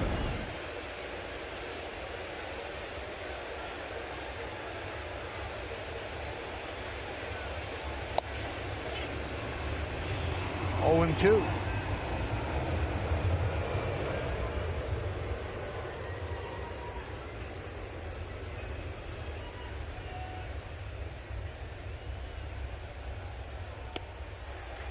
Could not hold up, and Cabrera goes down on strikes. The smooth, easy delivery, and then explosion out of his hand. 0-2 count, that high fastball, tough for hitters to lay off. Watch this here. So smooth, David. Elevates 96. Late life on that fastball. Chad Green, natural life on his 4-seam fastball. Conforto takes low, 1-0. Cadillac scoreboard, 1-1 game.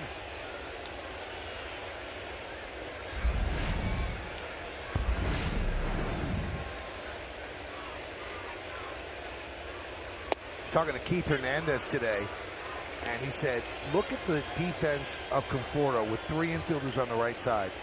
He said, and the only thing that I could figure, this is Keith talking, is that Sandy Alderson wants his guys to hit home runs.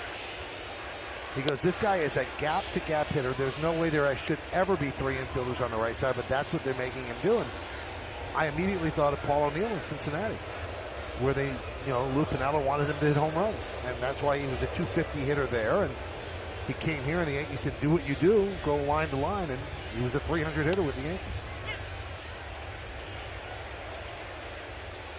Once again, I think these things will work themselves out. Stylistically, diversity of style of hitters, I think, is a good thing. I'm not sure that's the case, that GMs are dictating that hitters have to hit a certain style. But you brought it up a couple innings ago with the radar gun that came in to about mid-90s, when we started looking, on the scoreboards. I gotta believe, David, it's in their mind a little bit when all they keep hearing about is velocity, off the bat speed, launch angle, and as you said that, Michael, about Paul O'Neill. I remember when I was with Toronto with John Olerud, David, and one of the years they wanted him to hit home runs. Here's a guy who's a batting title guy, 320, 330, 340, and they wanted him to pull. Yeah, okay, he hit another 8-10 home runs, and he got down about 270, 280. Still good, but you take away what John Olerud was from line to line because you needed another 10 home runs, 8 home runs? I don't know. I was talking to Orioles manager Buck Showalter when the Yankees were in Baltimore, and he said, you can't get batters. That one is driven out into left center field on the run of Stanton. He makes a play. He said, you cannot get a guy to move a runner over. He said their agents want them to hit home runs because that's how you get paid. He said everybody's trying to launch the ball into the seats. He said, so you tell a guy to give himself up and ground the ball to the right side to move a guy to third. He said it's a completely different game of baseball. He's not complaining, but he's saying it's a different game of baseball. Send him down. Sit him down. You're going to have to sit everybody down. Everybody's trying to hit home runs. Well, with that being said, Conforto just drove the ball the other way in the gap. Right. You still have to hit the ball where it's pitched. If you try to continually pull power pitchers like Chad Green or a Jacob deGrom, who pound you away and you're a left-handed hitter, you try to pull that pitch, doesn't matter what kind of launch angle you got, you're going to produce weak contact. That's a base hit for Todd Frazier. Well, Keith also pointed out the left center field gap. He said it's 370 here. He said it's 368 in Wrigley Field, which is considered a bandbox. He said he doesn't have to pull the ball to hit a home run.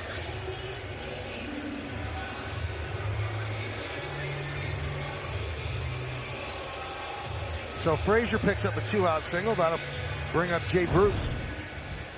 It's quite a difference from the original dimensions here at Citi Field. Those fences have been brought in at least once, right, Al? I think it's pretty far in to get into that 370.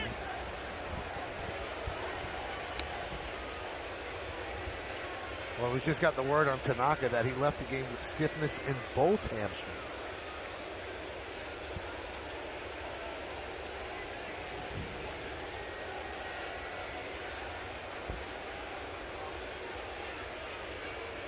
And he's going to be reevaluated tomorrow. And the guys talked about it. You're not used to running. You're not used to sprinting like that. Yeah, can I, real quick, David? You brought up Mike Torres, and I've been around him, really enjoyed to talk to him. And one of the biggest things he says, guys, is that pitchers don't run enough. And I believe that. I know where the training's going, and I'm just talking about training, where you go out and run. The next day, flush, sprint, line to line, pole, stadiums. They don't run. 0-2. But even if you ran sprints, you're not running the way you'd run tagging up from third. True. There's a burst. It's just a whole level of that's different. Adrenaline, you can't simulate that. Baseball's an anaerobic sport. You're standing around. Tanaka's standing around. Stand on second. Wait for 3 or 4 pitches to go. You make your way to third base. You're waiting. Dead time, and then all of a sudden, maximum effort right now. You could see the minute he broke off the bag to try to score from home, that was everything he had. He was digging, and then all of a sudden, halfway to home, there was a pull-up. And that's where the hamstrings, obviously, you maybe felt a little grab. They got a little tight, both legs. And you have to factor that into also a guy who's doing maximum effort on the mound, throwing, dropping, and driving. Tanaka has one of the longest strides in the game. He really uses his lower half. Pitchers, it's a different dynamic from throwing a baseball to running.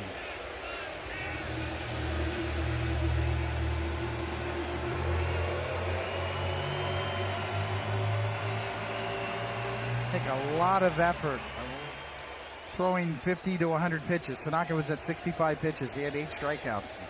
So you're right, Michael. You were all over it, Michael, when you said, and you asked the question, is this going to impact his pitching? Well, yeah, he's not pitching anymore. Looped into right field. That's in front of Judge for a base hit for Bruce. Moving to second is Frazier.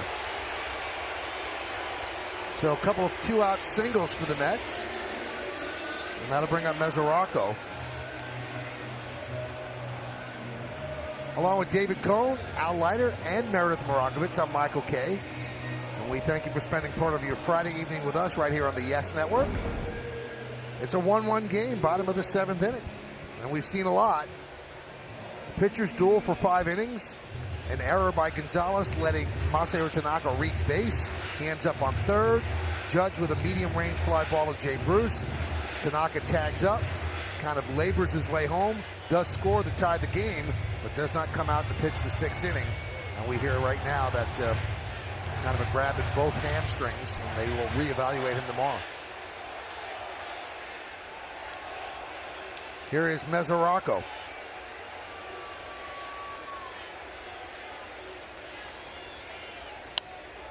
Fouled away.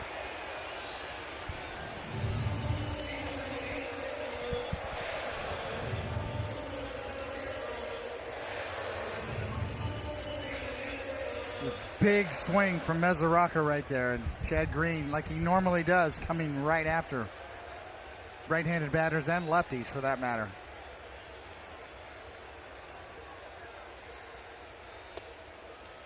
One and one.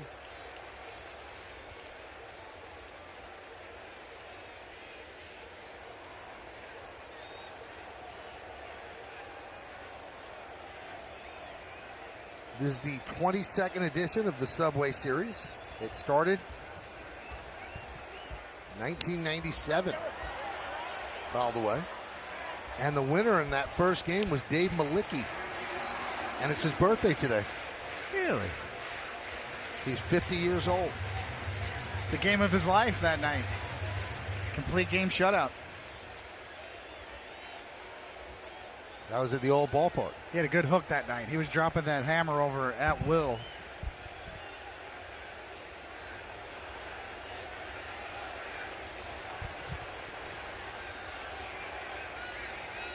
One, two.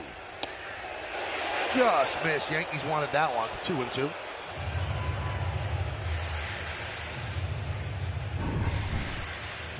I think Mark Wegner got it right. You see where Sanchez pulls it back just a little. Watch Masahiro stare right at the umpire.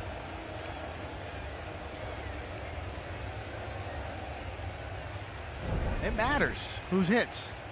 Swing and a miss. Masahiro down on strikes.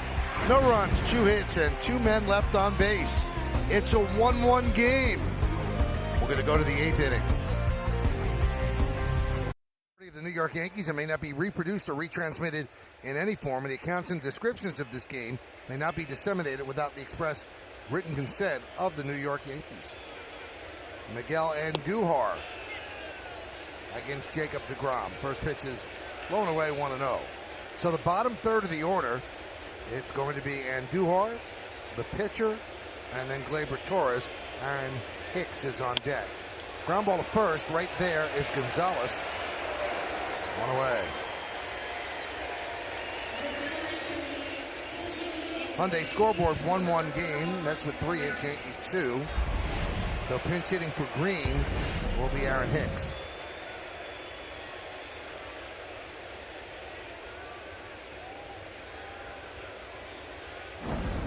If they intended for Green to pitch more than an inning, which he's obviously capable of doing, they could have double switched when they brought him in. They elected not to do that, so their intention all along was to pitch him once. He pitched 2 scoreless in Toronto Wednesday. Right. So 1 day off. We'll see Betances next inning.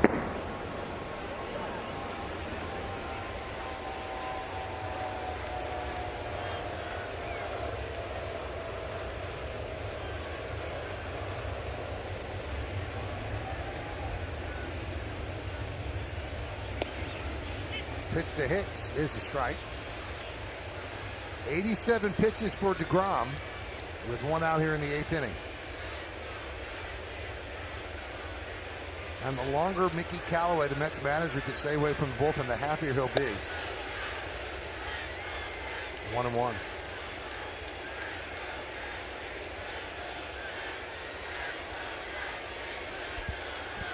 Steven Matz will get the start for the Mets tomorrow, and then Seth Lugo filling in for Syndergaard on Sunday.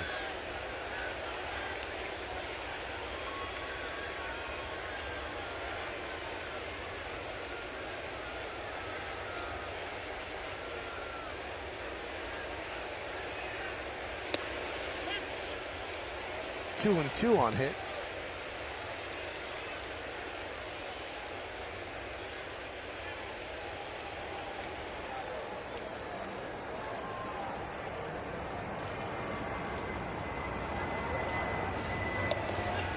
Strike 3, Hicks down looking.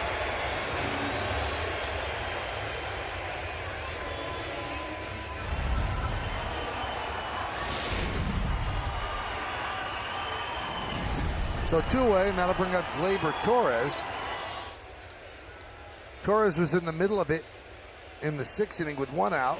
Tanaka reached on an error by Gonzalez. Then Torres singled to center. Then Gardner walked to load the bases, bringing Tanaka to 3rd and bringing Judge up to the plate. Bases loaded, 1 out. Judge lofted a medium-range fly ball to Jay Bruce. And there's a base hit for Torres. So he's 2 for 3. And didn't ask you guys at the time, but let's put it out there. When you've got a valuable commodity like Tanaka, who's not used to being on the bases, not used to hitting and running, did Phil Nevin do the right thing sending him? Now this is a real classic Monday morning quarterback, but you have to think twice about sending a guy like that. Well, these are things that obviously need to be discussed. They will be after the game. And you're trying to win a ball game, you know, and in Phil Nevin's defense, that ball looked like it was going to be a little deeper than it was.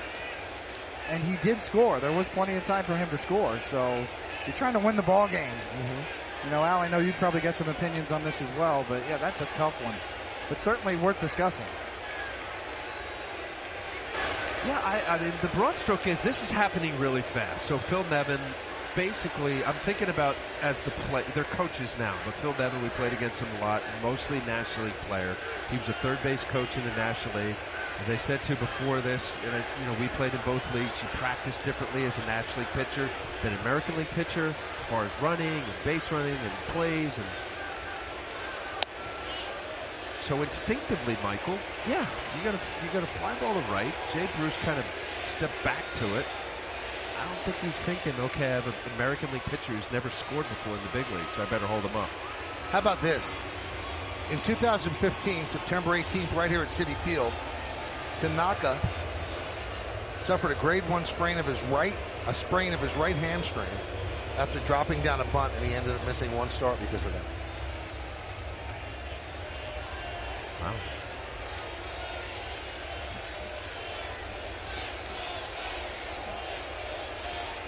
Torres leads off first, held by Adrian Gonzalez. Fly ball, deep right. Bruce back, still back, turning, looking, see ya! A 2-run home run for Gardner, and the Yankees lead 3-1.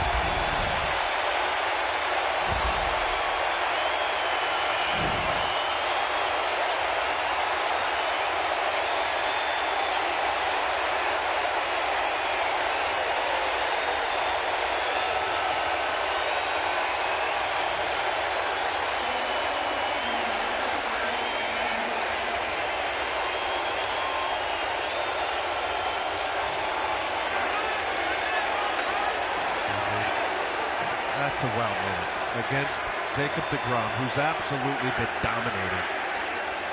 An unearned run, 2 outs in the 8th.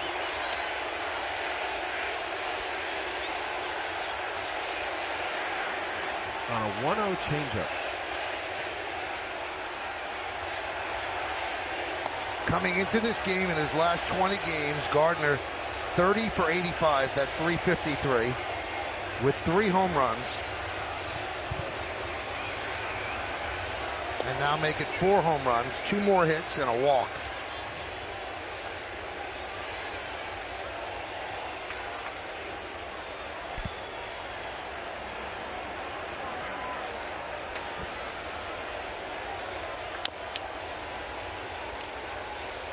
So 3-1 Yankees on the Gardner home run. And there it is right there, David.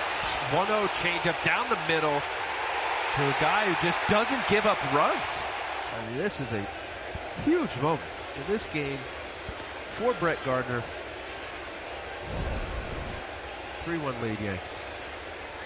Maybe the worst pitch deGrom's thrown all year. He came into this game only giving up 12 earned runs and 3 home runs in 12 starts. That was an 87-mile-an-hour changeup right in the wheelhouse. It just kind of sped up Brett Gardner's bat. That's what you call running into one.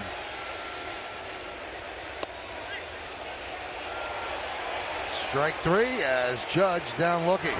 Well, we're going to be taking another look at Brett Gardner. He has been on fire. A 2-run home run breaks a 1-1 tie, and the Yankees are up 3-1.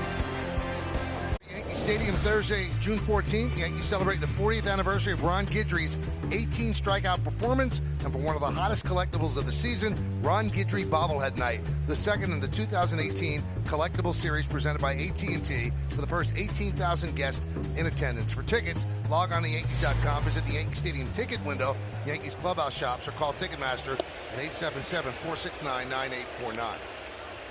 Did you say 40th anniversary? Yeah.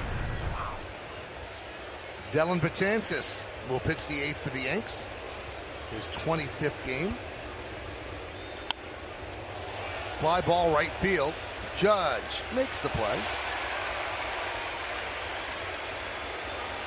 Yankees lead 3-1 because of the 2-run home run by Brett Gardner. Well, 87 miles an hour coming in, 100.8 going out. 21-degree launch angle that produced 384 feet. Last 21 games, just amazing. Remember, he had gotten off to such a bad start, but the average is now where it should be, right around where it should be. 13 extra base hits in those 21 games, and that's a big home run. And the Hyundai scoreboard, it gives them a 3-1 lead. Jose Bautista pinch hitting for deGrom, and he takes a strike from Betances. Mets struggling so much this year against lefties. Their outfielders have been hurt, so they signed Jose Bautista.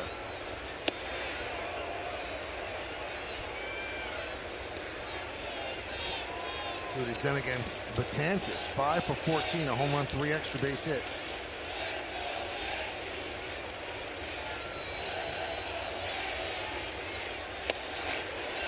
Free agent after a long run with the Blue Jays.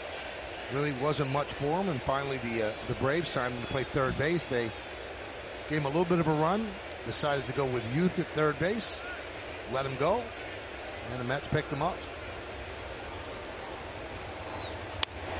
Ground ball is short. Gregorius. 2 away. Now another quick word from Spectrum. Spectrum Internet. No data caps, no contracts. Just faster speeds with better performance. Here's Ahmed Rosario. 0 for 2 tonight. A strikeout and a ground ball back to the mound. Right now, the pitcher of record for the Yankees is Chad Green. Pitcher of record for the Mets is Jacob deGrom.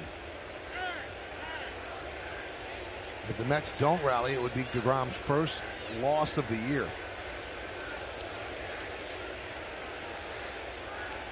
In a very litigious society in which we live, he could sue for lack of support. They have just not scored for him. And he knows you make a mistake like he did against Gardner, it could cost you the game.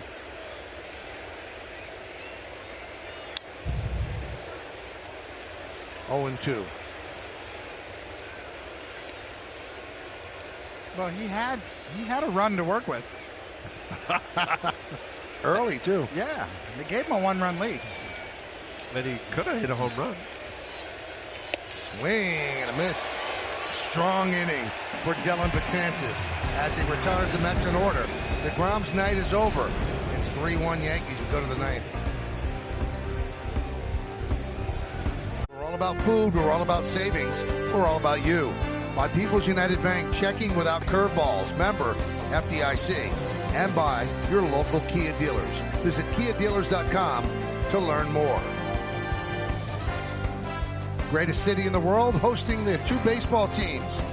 Yankees against the Mets. Greg Bird leads off against Paul Sewald, the new Mets pitcher, as deGrom was lifted for the pinch hitter, Jose Bautista. Those are the numbers on Sewald. Bird with a high pop-up. And Rosario makes the play, one away. 3-1 Yankees lead, an unearned run to tie it, and then a two-run home run by Brett Gardner to take the lead.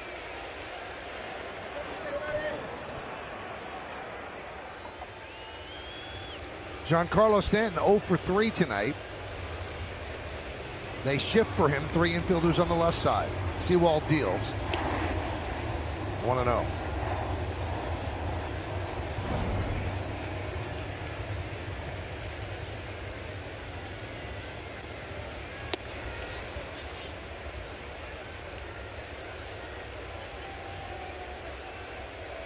So with the 2-run home run by Gardner, DeGrom's streak of 8 starts of no runs or 1 run is now over. There have been only 2 longer streaks in baseball history. Bob Gibson had 11 such starts in 1968, and Jack Coombs 10 such starts for the 1910 A's. DeGrom's last start of more than 1 run was April 16th against the Nationals. They scored 3 runs. That one is drilled deep to left field, and that ball is off the wall. And they're saying it is a home run for Giancarlo Stanton, his 22nd here at Citi Field, and it gives the Yankees a 4-1 lead. And Todd Frazier is telling the Met dugout, challenge that.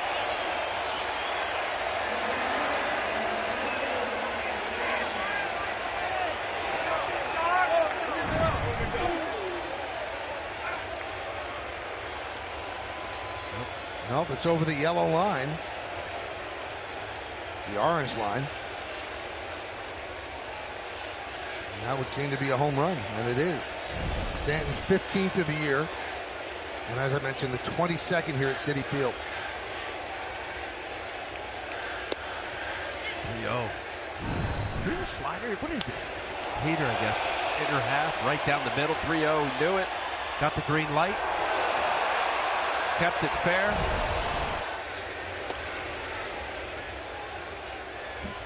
I think it was off speed. It looked like it was low 80s on the velocity, and you see most home runs at Citi Field by a long shot.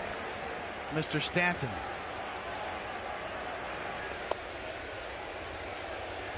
Yeah, let's take a look here, David. I think it was 3-0 count. Yeah, this is a slider.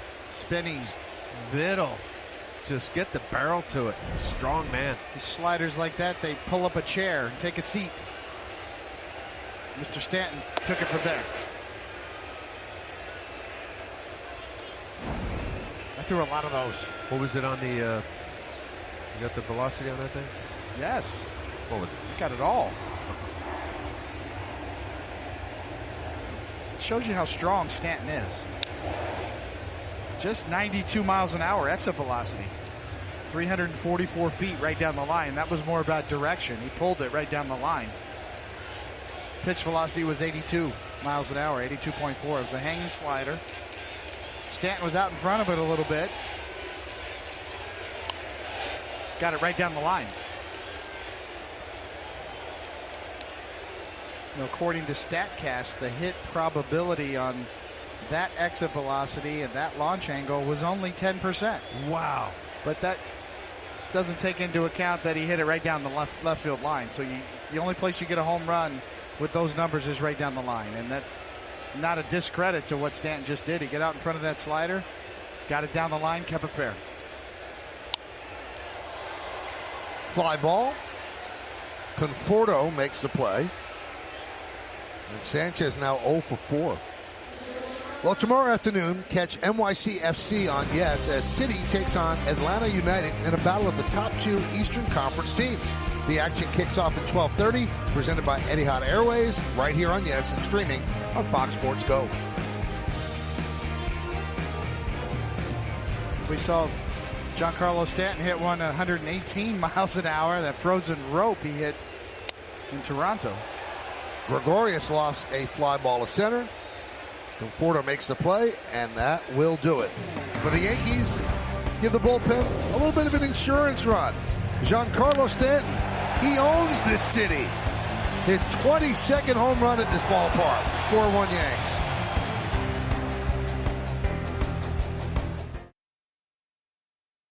Ryan, Jack, and John are back in the studio with highlights and analysis of this Subway Series showdown. Plus, Meredith Moragovich will get player reaction from here at Citi Field.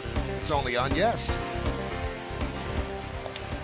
A lot to talk about with the Tanaka injury, the home run by Gardner, the continued dominance here in Queens of Giancarlo Stanton, and now Aroldis Chapman will try to close it out with the Yankees up 4-1.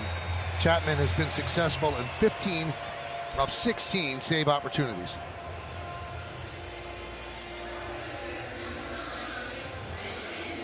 So Brandon Nimmo will start it off.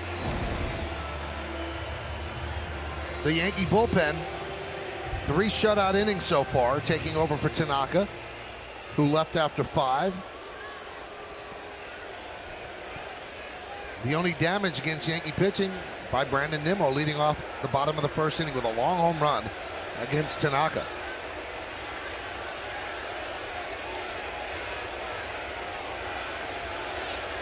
So Nimmo is 1 for 3.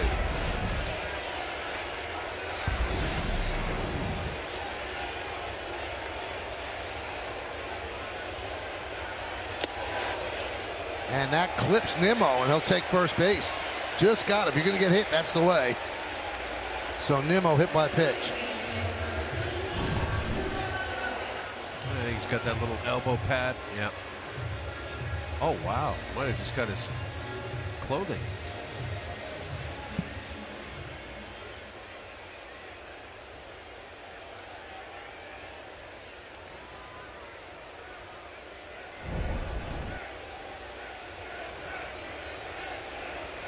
Here's Asdrubal Cabrera. He has struck out 3 times. 0-1. Yankees 5-1 on this road trip, and although they'll be sleeping in their beds, this is considered a road series, 3 games on the road. So a long road trip for the Yankees, trying to go 6-1 with 2 rainouts in Baltimore.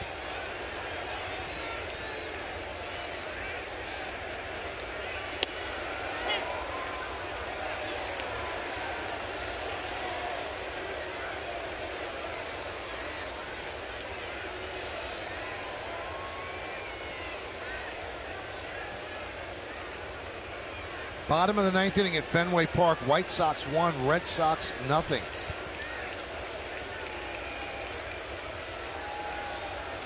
The 0-2. Slow roller, third base side. That's a base hit for Asdrubal Cabrera. So just like that, that brings up Conforto as a tying run.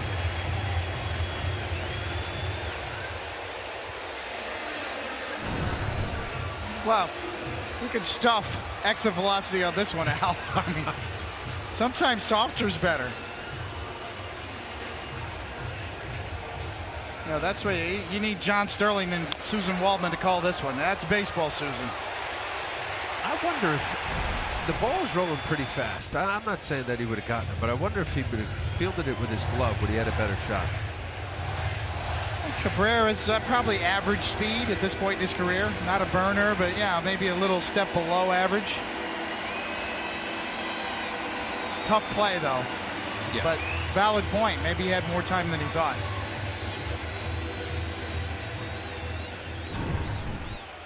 Chapman's like in front of you. I guess he thought he had it. That wasn't helpful. A little distracted. You see, that's an all or nothing play when you go bare hand. There's Conforto. Yankees lead 4-1, bottom of the ninth.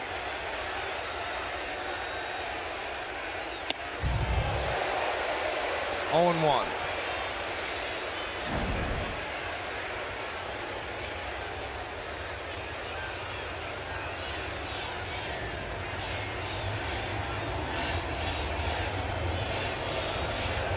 If you're the Mets right now, you're thrilled to have a shot.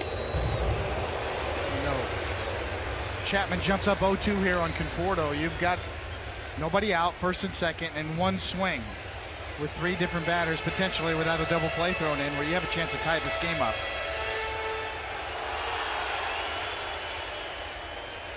Chapman jumping ahead with two fastballs, the last one 99 miles an hour.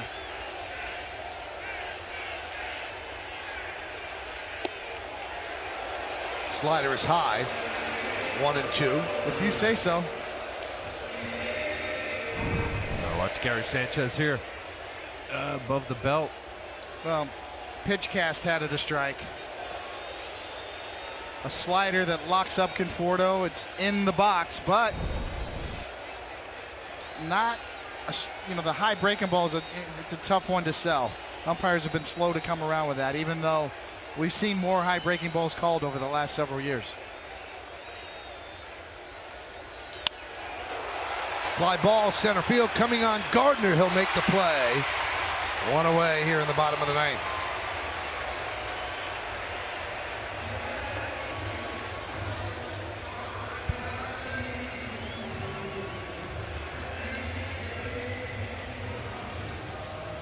And something is up with Chapman. He looks like he's limping out there. He's waving off Steve Donahue, who does not listen.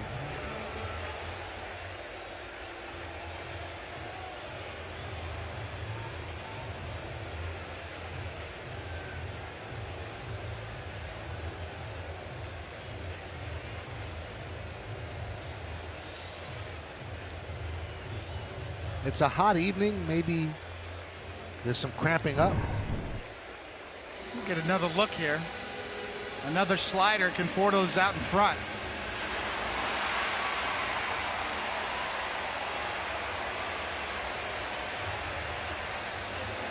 Foot, heel, something like.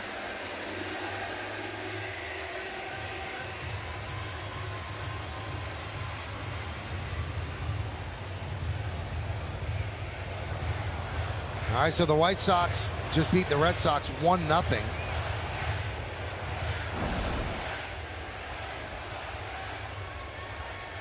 So the Yankees know they could pick up a game on the Red Sox, who've been matching them win for win.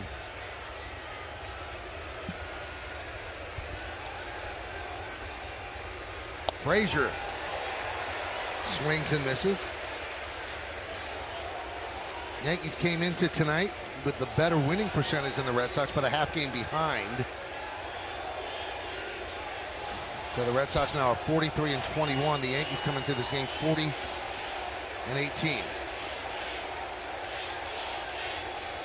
Oh, 1. Frazier with the Yankees last year, 66 games, 11 homers and 32 runs batted in, but immediately became a favorite in the clubhouse across all kind of lines in that clubhouse. And the Mets realized he was doing that for them too when he went on the DL. They really missed him in that room. Great team guy. Great personality. Signed a 2-year, $17 million free agent deal with the Mets. 2-1.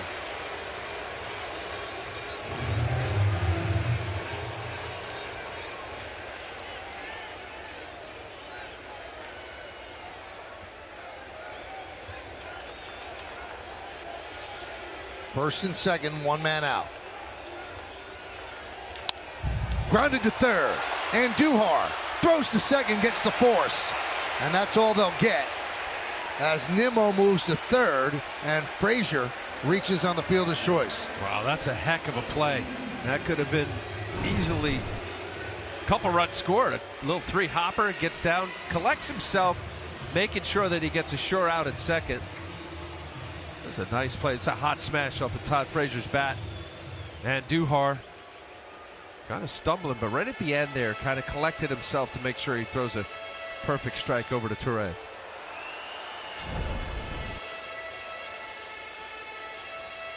So the Mets are down to their final out. First and third, bottom of the ninth. The Yankees lead 4-1. Here's Jay Bruce. Mets' second sellout of the year here at Citi, 42,961.